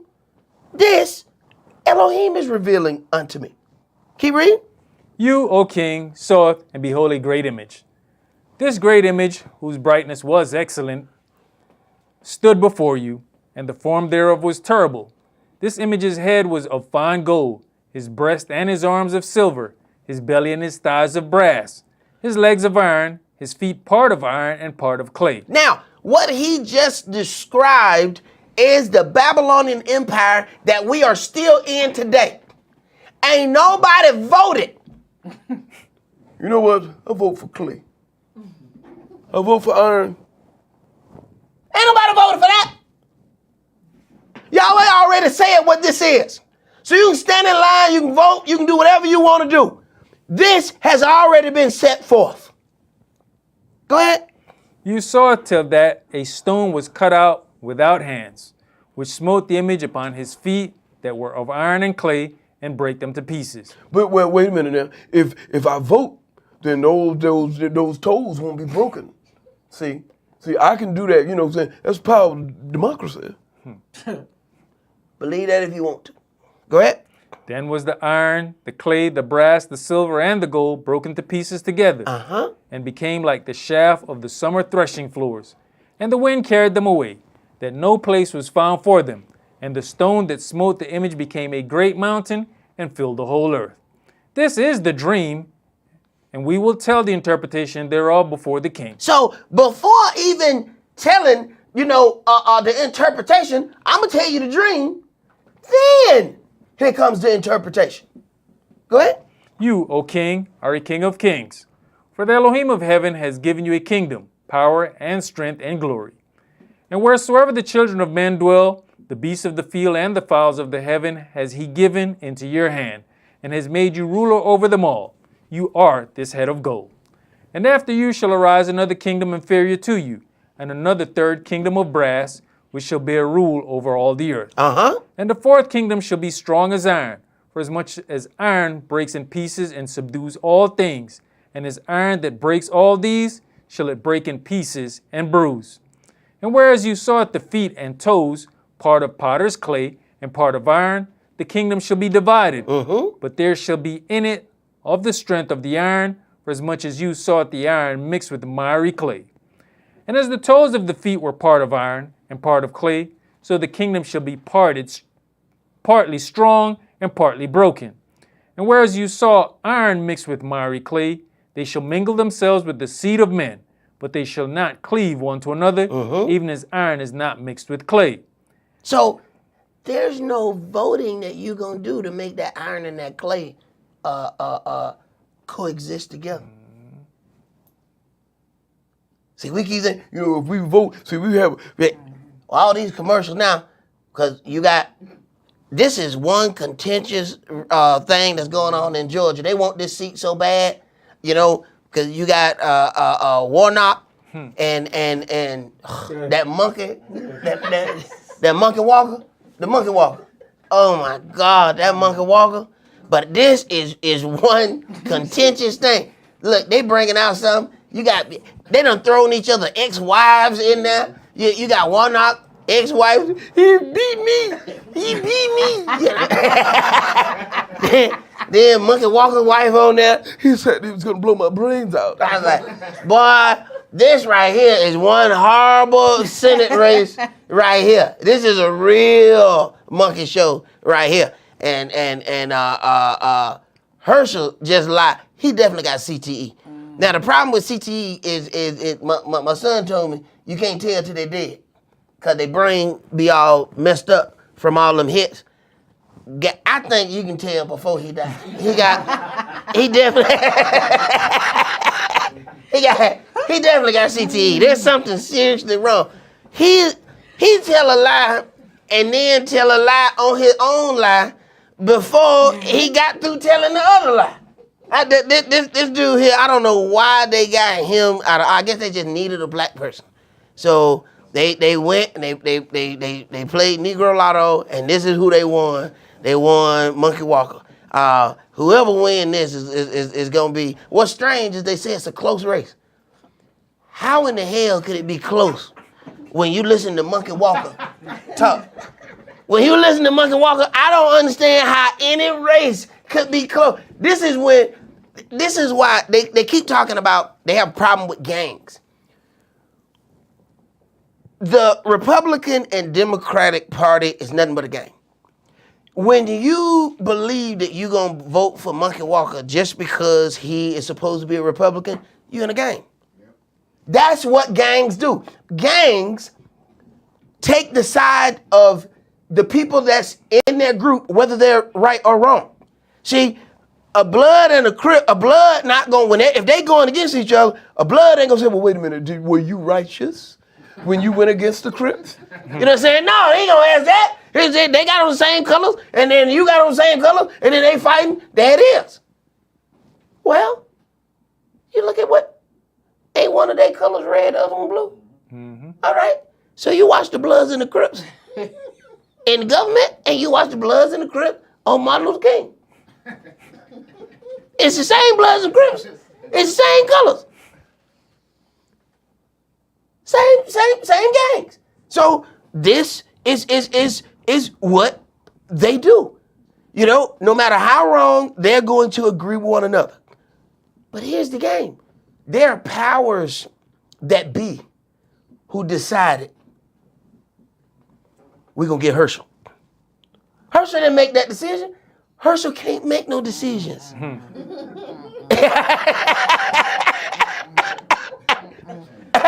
Herschel is not capable of making any decisions. Somebody told Herschel he was running for the Senate. All right? They told Herschel, they said, Herschel, you running for the Senate? I'm running for the Senate. That's it. He cannot make any decision. So when you think, you know, it is our thought process. We believe that we're doing something. We believe it makes us, you know, think that we're part of the democratic process. But these decisions have already been made. The game has to go this way. It has to be, you will never see Republican president constantly. You will never see Democrat. The game has to balance out, all right? And the powers that be have to balance it out. Okay, the Republicans operate, you got two different type of investors, all right? Even when you talk about the Democrats and they be like, you know, we're for the working party. You find out that dude got a $10 million house. How the hell you with the working party? So you find out they operate, it's different types of investments. Okay, when the Republicans are in control, we will say the economy went bad. It's good for Republicans. It's good for the buyers. So what happened? When things go down, they buy at a low cost. They buy. Now, they need a Democrat. Why? Because the Democrat is going to bring the economy to a certain level. So now he can sell all the stuff that he bought low. Now he can sell it up here. That's game. Now you want to stand in line and vote so you can get your little sticker? I voted, have you? Go ahead. But the game gonna be played, whether you take part in it or not. Go ahead, bro. And in the days of these kings shall the Elohim of heaven set up a kingdom which shall never be destroyed. And the kingdom shall not be left to other people, but it shall break in pieces and consume all these kingdoms, and it shall stand forever. For as much as you saw it, that the stone was cut out of the mountain without hands, and that it break in pieces the iron, the brass, the clay, the silver, and the gold, the great Elohim has made known to the king what shall come to pass hereafter. And the dream is certain, and the interpretation thereof sure. Then the king Nebuchadnezzar fell upon his face and worshipped Daniel, and commanded that they should offer an oblation and sweet odors unto him. The king answered unto Daniel and said, of a truth it is, that your Elohim is an El of gods, and an Adonai of kings, and a revealer of secrets, seeing you could reveal this secret. Then the king made Daniel a great man, and gave him many great gifts, and made him ruler over the whole province of Babylon, and chief of the governors over all the wise men of Babylon. Right, and they didn't have to vote for him to get that. You see how Yahweh just put him into a position? Yahweh created a situation, gave him the opportunity to offer the solution to that situation. And now he has a extremely high post in a land not his own. Not one person voted for him. Yahweh sets up kings. He puts people. At some point, Yahweh need an idiot. He's Trump, come here. He needs somebody to do. But hey, you got to respect. There's some things that Trump was more real on than some other people. But they're going to serve certain purposes because he needs for this country to be at a certain place when judgment comes. So he needs the people in place that are going to do those things. Let's go to something else. I had another question. This one was on disciplining children. Let's go to Deuteronomy chapter 21.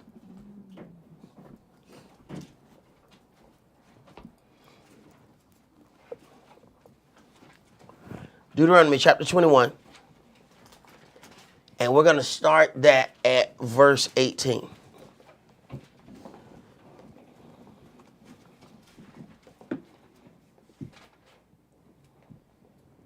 If a man have a stubborn and rebellious son, who shall not obey the voice of his father or the voice of his mother. Now, wait a minute. Now, People say, well, see, that says son.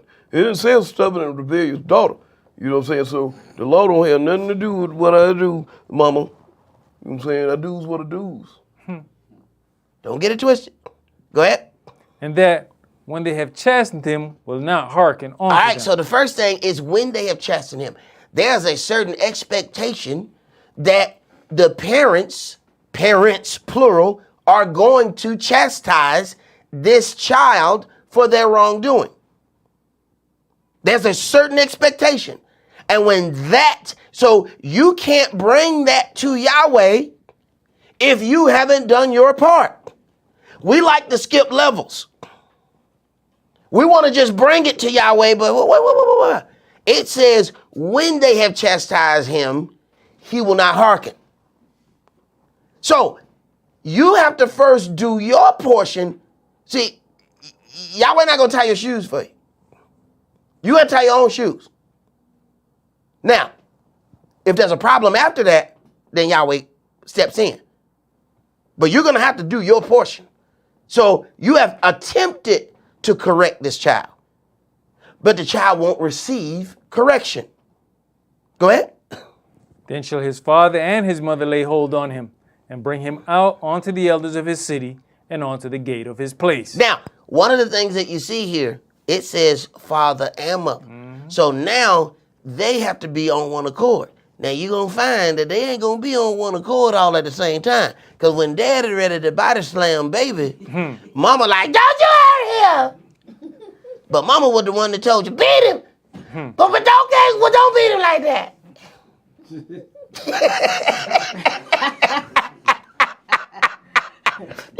yeah. She the one got you started, and then she gonna stop you. All right. So, but by the time it's time to do, so you don't want some up and downs before you done said, look, take this boy, we done.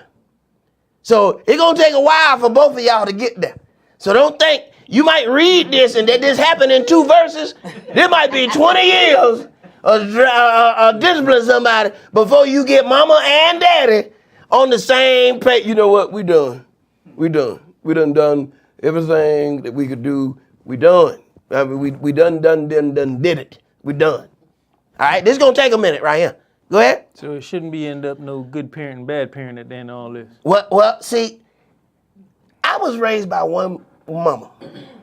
So the good parent, bad parent was not even an option for me. You know, I noticed this one thing when people have both parents, they have options that I didn't have. See, where kids get to play the parents against one another. And believe you me, they are very intelligent. They watch. You showed them the opening and they use it. All right? So they play the good parent, bad parent. And people are like, I want to be the good parent. No, I want to be the good parent. So now you got good parent. No, you got gooder parent. You know what I'm saying? So we going to fight over who's going to be the goodest gooder. So then we want to discipline even in a certain way when we deal with that. It wasn't an option. You know, it was my mama. She was good parent. She was bad parent. She was crazy parent. She was psychotic parent. She was provider parent. You know what I'm saying? She was consolation parent. Oh, she broke your heart. Come on here, baby. You can cry on my shoulder. She was all that. So the good parent, bad parent thing was really new to me when I started seeing people who had their mama and their daddy in the house. And I said, wow, this happens? This? It just wasn't an option for me. And when I first saw it, I automatically detested it. Because I'm like, wow, y'all have y'all daddy in your house. But how this is being dealt with is kind of interesting. But how does that happen? Because a lot of times the disciplinarian, most of the time, ends up being the man. Now, that's not always. Because sometimes the man don't want to do the job or the man do half the job. All right?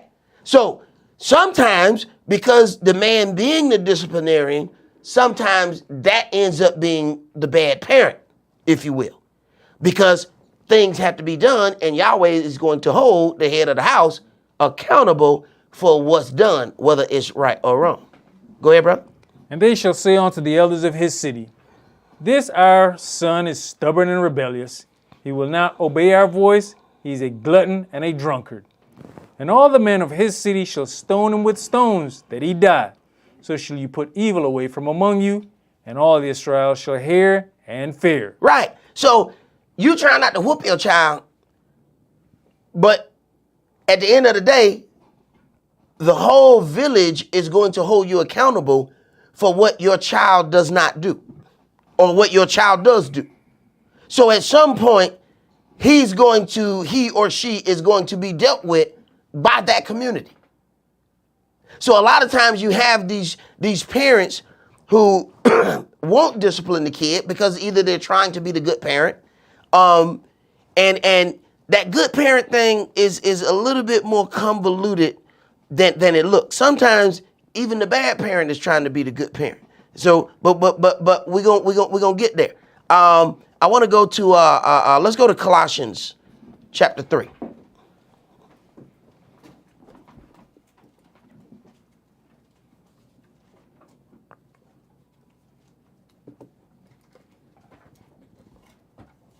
See, I knew certain things was just not, available. When I, some people, they get a whooping, you can go in there and say, I hate my mom, she died.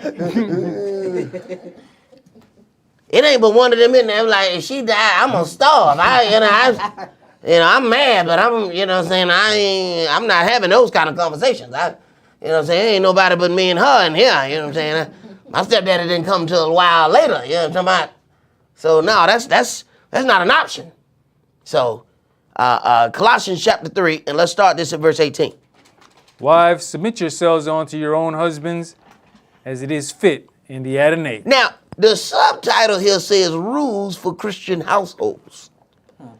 People will tell you what they believe in, but they're rules of the house. So this is the beginning part of the rules of the house. Now understand, the other people in the house are watching what you do or don't do. So it is affecting them one way or another, even though they may not say it. Go ahead. Husbands, love your wives and be not bitter against them. Hold on. What would cause a man to be bitter against his wife? That's question number one. Now, number two, if the man is bitter against his wife, what image are you portraying that the kids are watching that is going to affect them when they get ready to get a mate? Okay, keep reading. And also that whole thing playing the parents against each other. Oh, they learn. They take those plays. Those things are presented to them. They don't make it happen. The kids don't make it happen. What they do is they take advantage of what's presented to them. When it's presented to them, they're going to do. If you go to sleep and you wake up and it's a bicycle laying in your yard, who put that bicycle here? You can pick it up and look at it. you know what, I'm gonna go and ride this down the street. You didn't go after the bike. You didn't try to steal the bike. You got up, somebody left that bike in your yard. You riding that bike. What the kid gonna do? I didn't make them turn against each other. But I see an opportunity here. And they are presenting themselves. They are open. So I think, you know what, Dad, I think Mama would have let me do it. I'm just telling you word on the street, Daddy. That's all I'm saying. Word on the street. Mama would have let me. So what you gonna do? Read. Children, obey your parents in all things, for this is well pleasing unto the Adonai. Fathers, provoke not your children to anger, lest they be discouraged. Now, this goes in levels, okay, of not provoking your children. Because we don't really know, we assume that we can understand how they're going to process something. Because in our minds, we think we remember how we processed at that age. You know, see, this is the reason why, you know, dads can't coach their sons. Because the dad believed that when he was 9, he was Michael Jordan.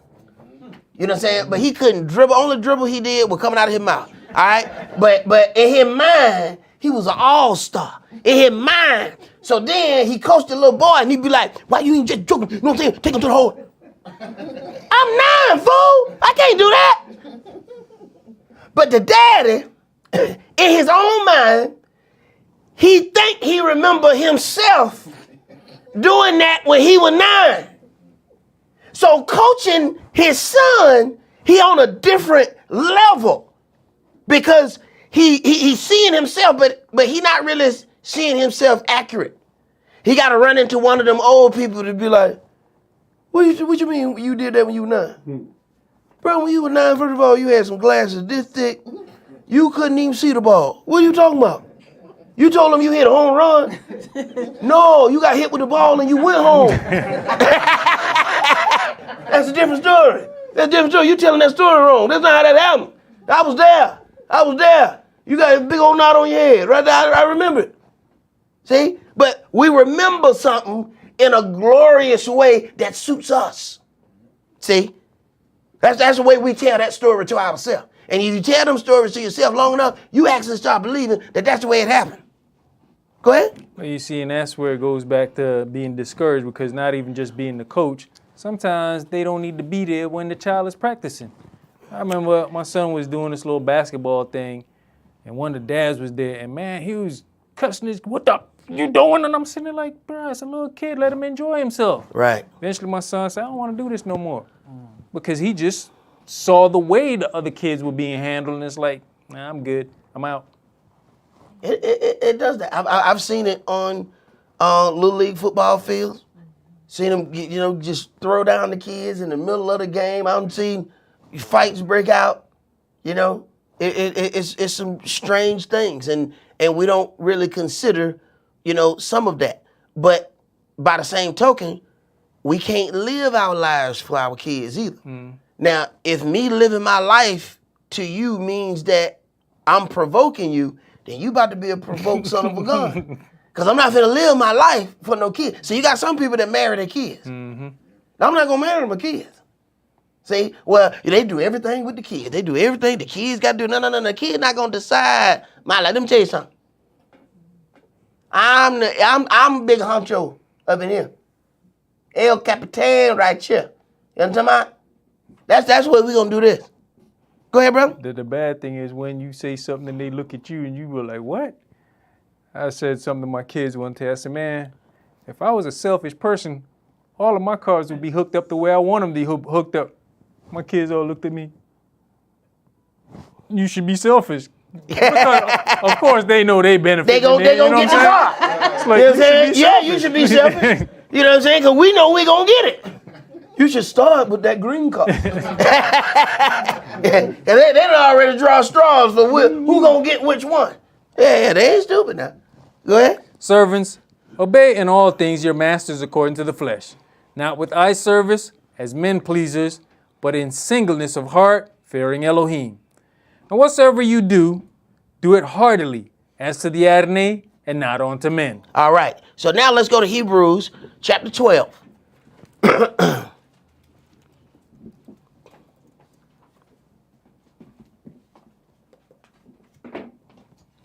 Hebrews chapter 12, and we're going to start that at verse 1.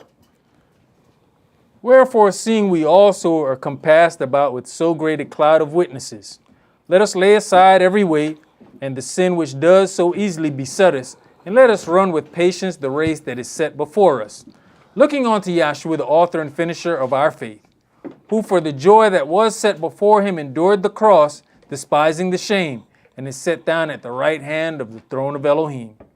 For consider him that endured such contradiction of sinners against himself, lest you be wearied and faint in your minds. You have not yet resisted unto blood, striving against sin. Right. You have not yet resisted unto blood. We have not been punished like that for our sin. Okay. We go through some stuff, but we wasn't crucified. Go ahead. And you have forgotten the exhortation which speak unto you as unto children. My son, despise not you the chastening of the Adonai, nor faint when you are rebuked of him. For whom the Adonai loves, he chasteneth, and scourges every son whom he receives. If you endure chastening, Elohim deals with you as with sons. For what son is he whom the Father chasteneth not? But if you be without chastisement, wherefore all are partakers, then are you bastards and not sons. Furthermore, we have had fathers of our flesh, which corrected us, and we gave them reverence. Shall we not much rather be in subjection unto the Father of spirits and live? For they verily of a few days chastened us after their own pleasure, but he for our profit, that we might be partakers of his holiness. All right, now, this is something where we got to deal with. It says, furthermore, we've had fathers of our flesh which corrected us. We gave them our reverence. Shall we not much rather be in subjection unto the Father of spirits and live? For they verily for a few days chasten us after their own pleasure. That is a very interesting part. What does he mean, chasten us after their own pleasure? This is where things get interesting. Now, when you talk about the good cop, good parent, bad parent thing, now you're talking about chastise us after their own pleasure. Now, because there are two parents in the house, they have different objectives. They have different goals. So when we talk about chasten after their pleasure, you have one parent that will chasten this way and another parent that will chasten that way. Now, the question is, what motivates the way that they chasten? Is it because of the things that are important to them? This is where things get interesting. Let's go to Genesis chapter 25.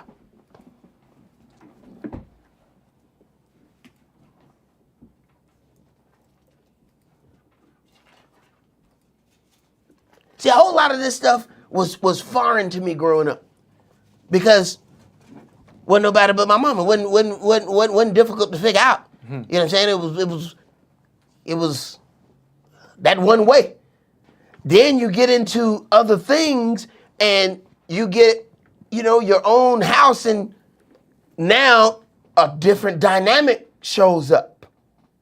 And that was a foreign dynamic to me. Genesis chapter 25, and we're going to start this at verse 21.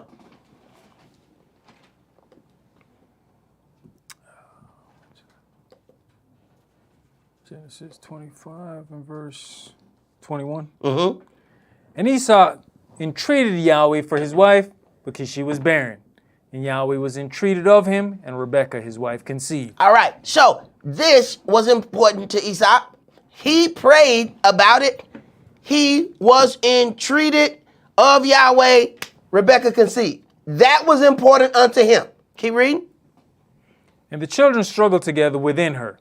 And she said, if it be so, why am I thus? And she went to inquire of Yahweh. This was important to her. She went to inquire of Yahweh. Why was that not important unto her husband? She's struggling with inside of her from the the prayer that he prayed, she then receives the child, but this part doesn't seem that important to him. She prays. Keep reading. And Yahweh said unto her, 2 nations are in your womb. Because she asked, she's getting the answer that he's never going to get.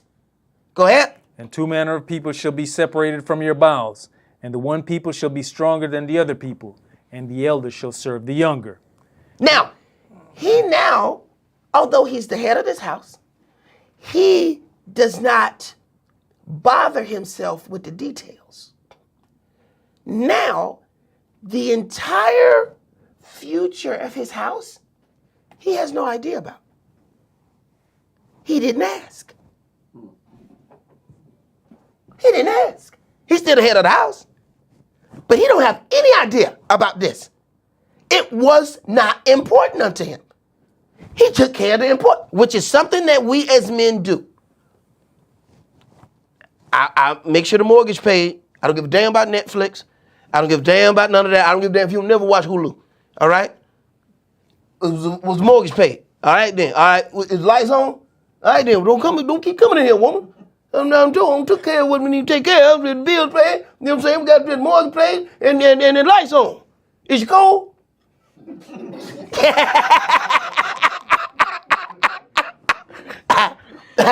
But I'm telling you, we need to revamp how we're dealing with things, because some of the minute details that we don't like to be bothered with, we need to be bothered with, because this was not important unto him.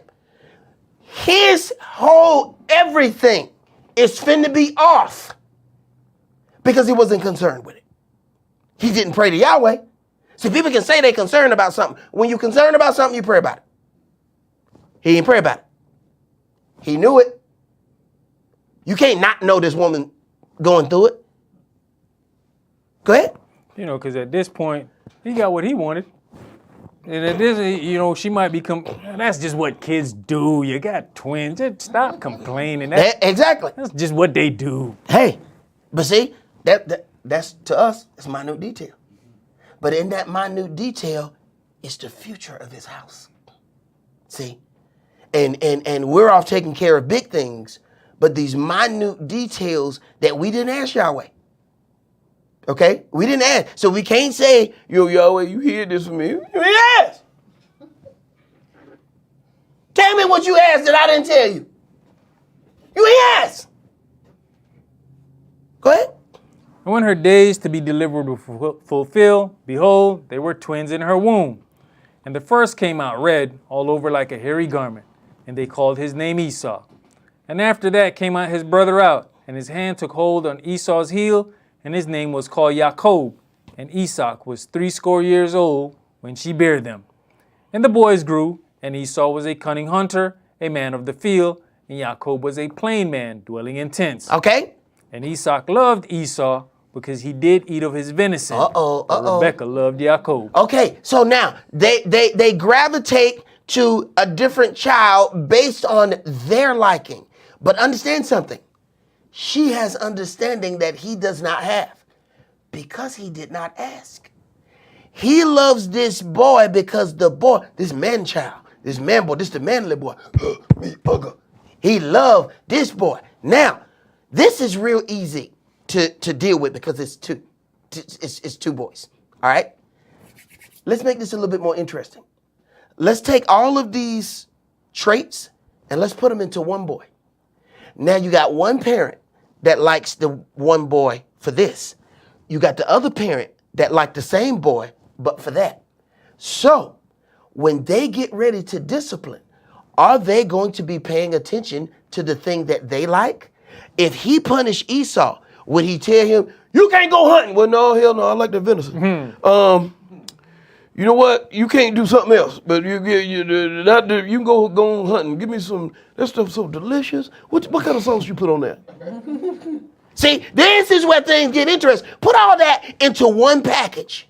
This is where things get interesting. Now go back to the beginning where it says the mother and the father brought the disobedient child.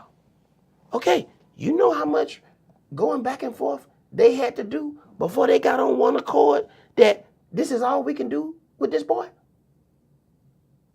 Are we willing to go through those minute details? Or is it just too much for us? Because this right here is getting interesting. They are separated in their love because they love different things.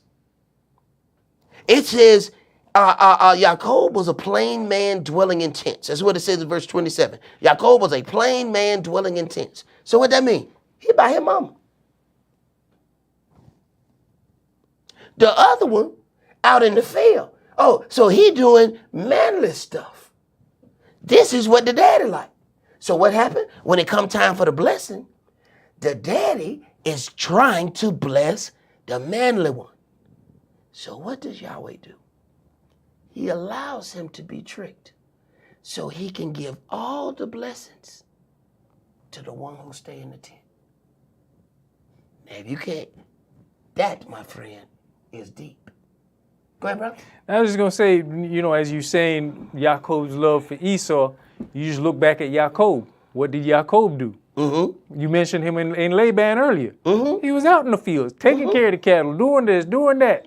So, I got a boy after my own heart. But, you know, you look at when you go, it says Esaac loved Esau, but because he did eat of his venison. Yaakov. But Rebecca loved Yaakov. Mm-hmm. When did he do all that? When you talk about Yaakov and the things that Yaakov ended up doing, that's way over here. Mm-hmm. That's way over here. So, the things that the daddy loved, he just hadn't seen yet. He was going to do it. He just ain't did it yet. He just ain't did it yet. And I think that's what we forget. You know? All of them have different traits in us. Is when is it going to come out? Well, you got to think about it. Every child comes from two gene pools. And I said pools. Mm-hmm. Well, we forget it's two pools, not two genes. That means it's a pool that comes from the man, it's a pool that comes from the woman. Now, the pool that comes from the man may grab something from 4 generations over. The pool that comes from the woman may come from 7 generations over. You might not even know what's all in that pool. You definitely don't know what's all in that pool. When those two pools come together to make this entity.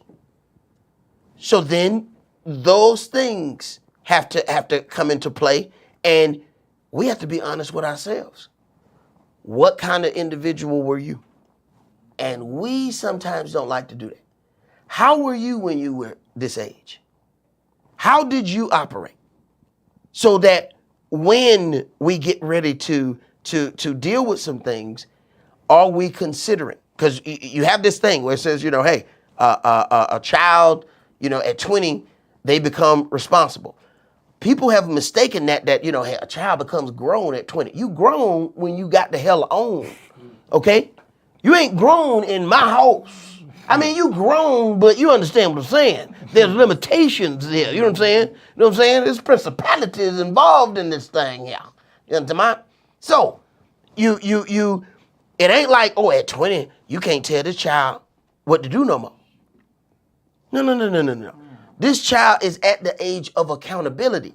They still ain't learned that yet.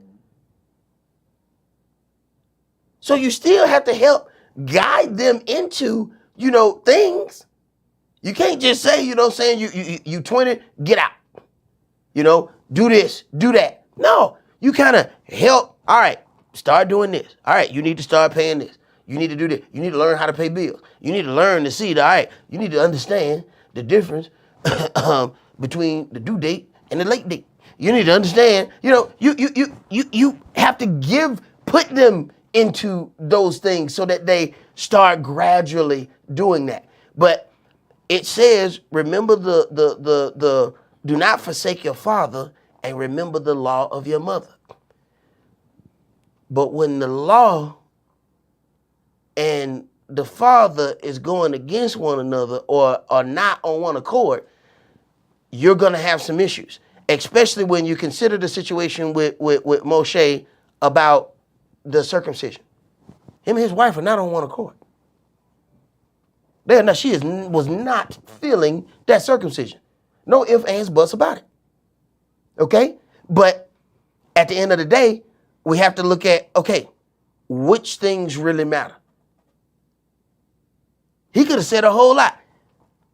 When at the end of the day, in that situation, you heard Moshe's wife actually speak disrespectful to him. She said, "You're a bloody man because of this covenant." She circumcised the child and threw the foreskin at his feet. What part did you read about Moshe arguing back with his wife? Somebody tell me what he said. Come on, Cletus. Come on, Cletus. Cletus, tell me what he said. Come on, because see, man, I'm a man. I got to win. You know what I'm saying? Man's man. You tell me you gonna throw some foreskin at my feet? Who you think you is, woman? Tell me what he said. Tell me what he said. Come on, Cletus. Come on. I need all the manly men. Tell me what he said. As far as he's concerned, it was over. Mm-hmm. What happened? The business was taken care of. He wasn't even worrying about the disrespect. We have to understand, in the situation, most of the times a woman is going to spend most of the time with the kids. That's the way it's supposed to be, quite frankly.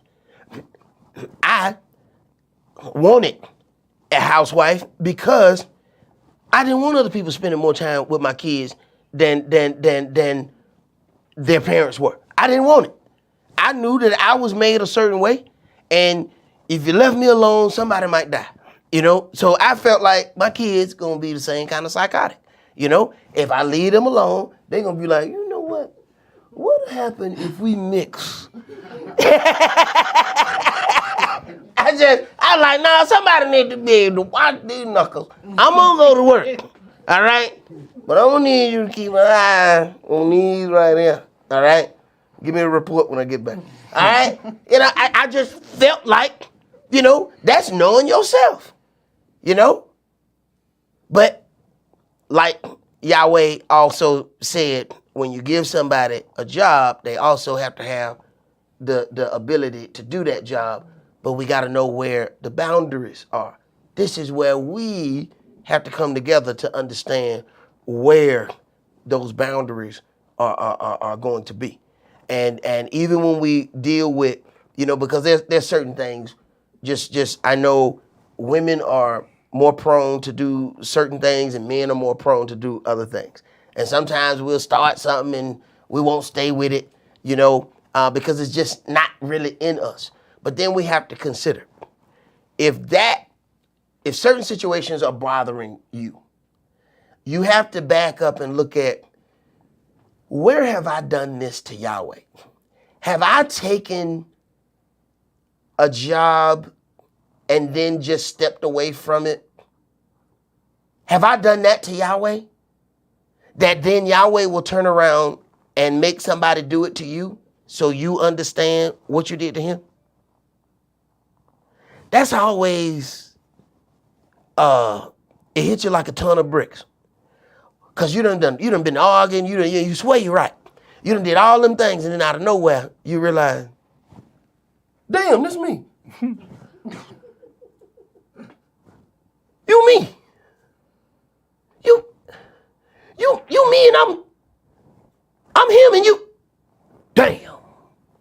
That's when you realize. But you done did a whole lot of fussing though, before you, and he wants you to do that. He wants you to do all that. He wants you to believe you right all the way down. Cause see, that's when you really act a monkey fool. When you really think you're right, that's when the bananas come out and you throw the peels and everything. Woo, woo, ah! You act a real monkey when you think you're right. Then he reveals you the one in the wrong. That's all that we're gonna do for tonight. Let's leave out with a prayer, please.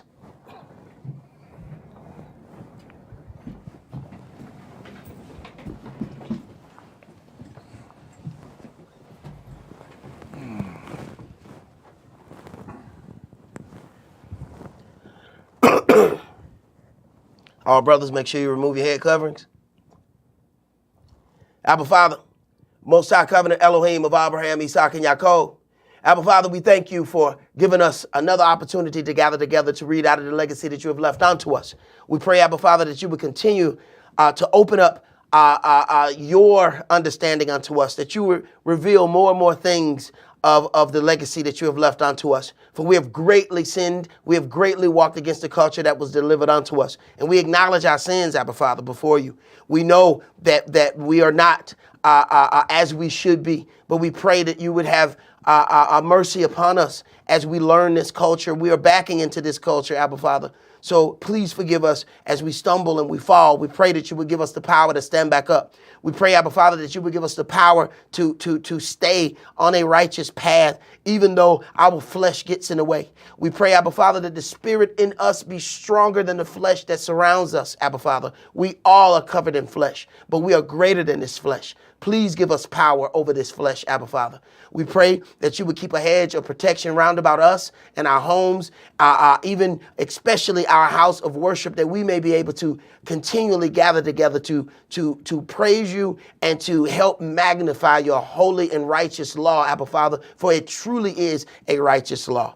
We didn't understand how righteous it was, Abba Father, but we now are getting some form of understanding, and we are ashamed of what we have done before. But instead of rolling around in guilt, we want to press forward and walk toward this righteousness that we seek, Abba Father, because we now know that it is possible because of you.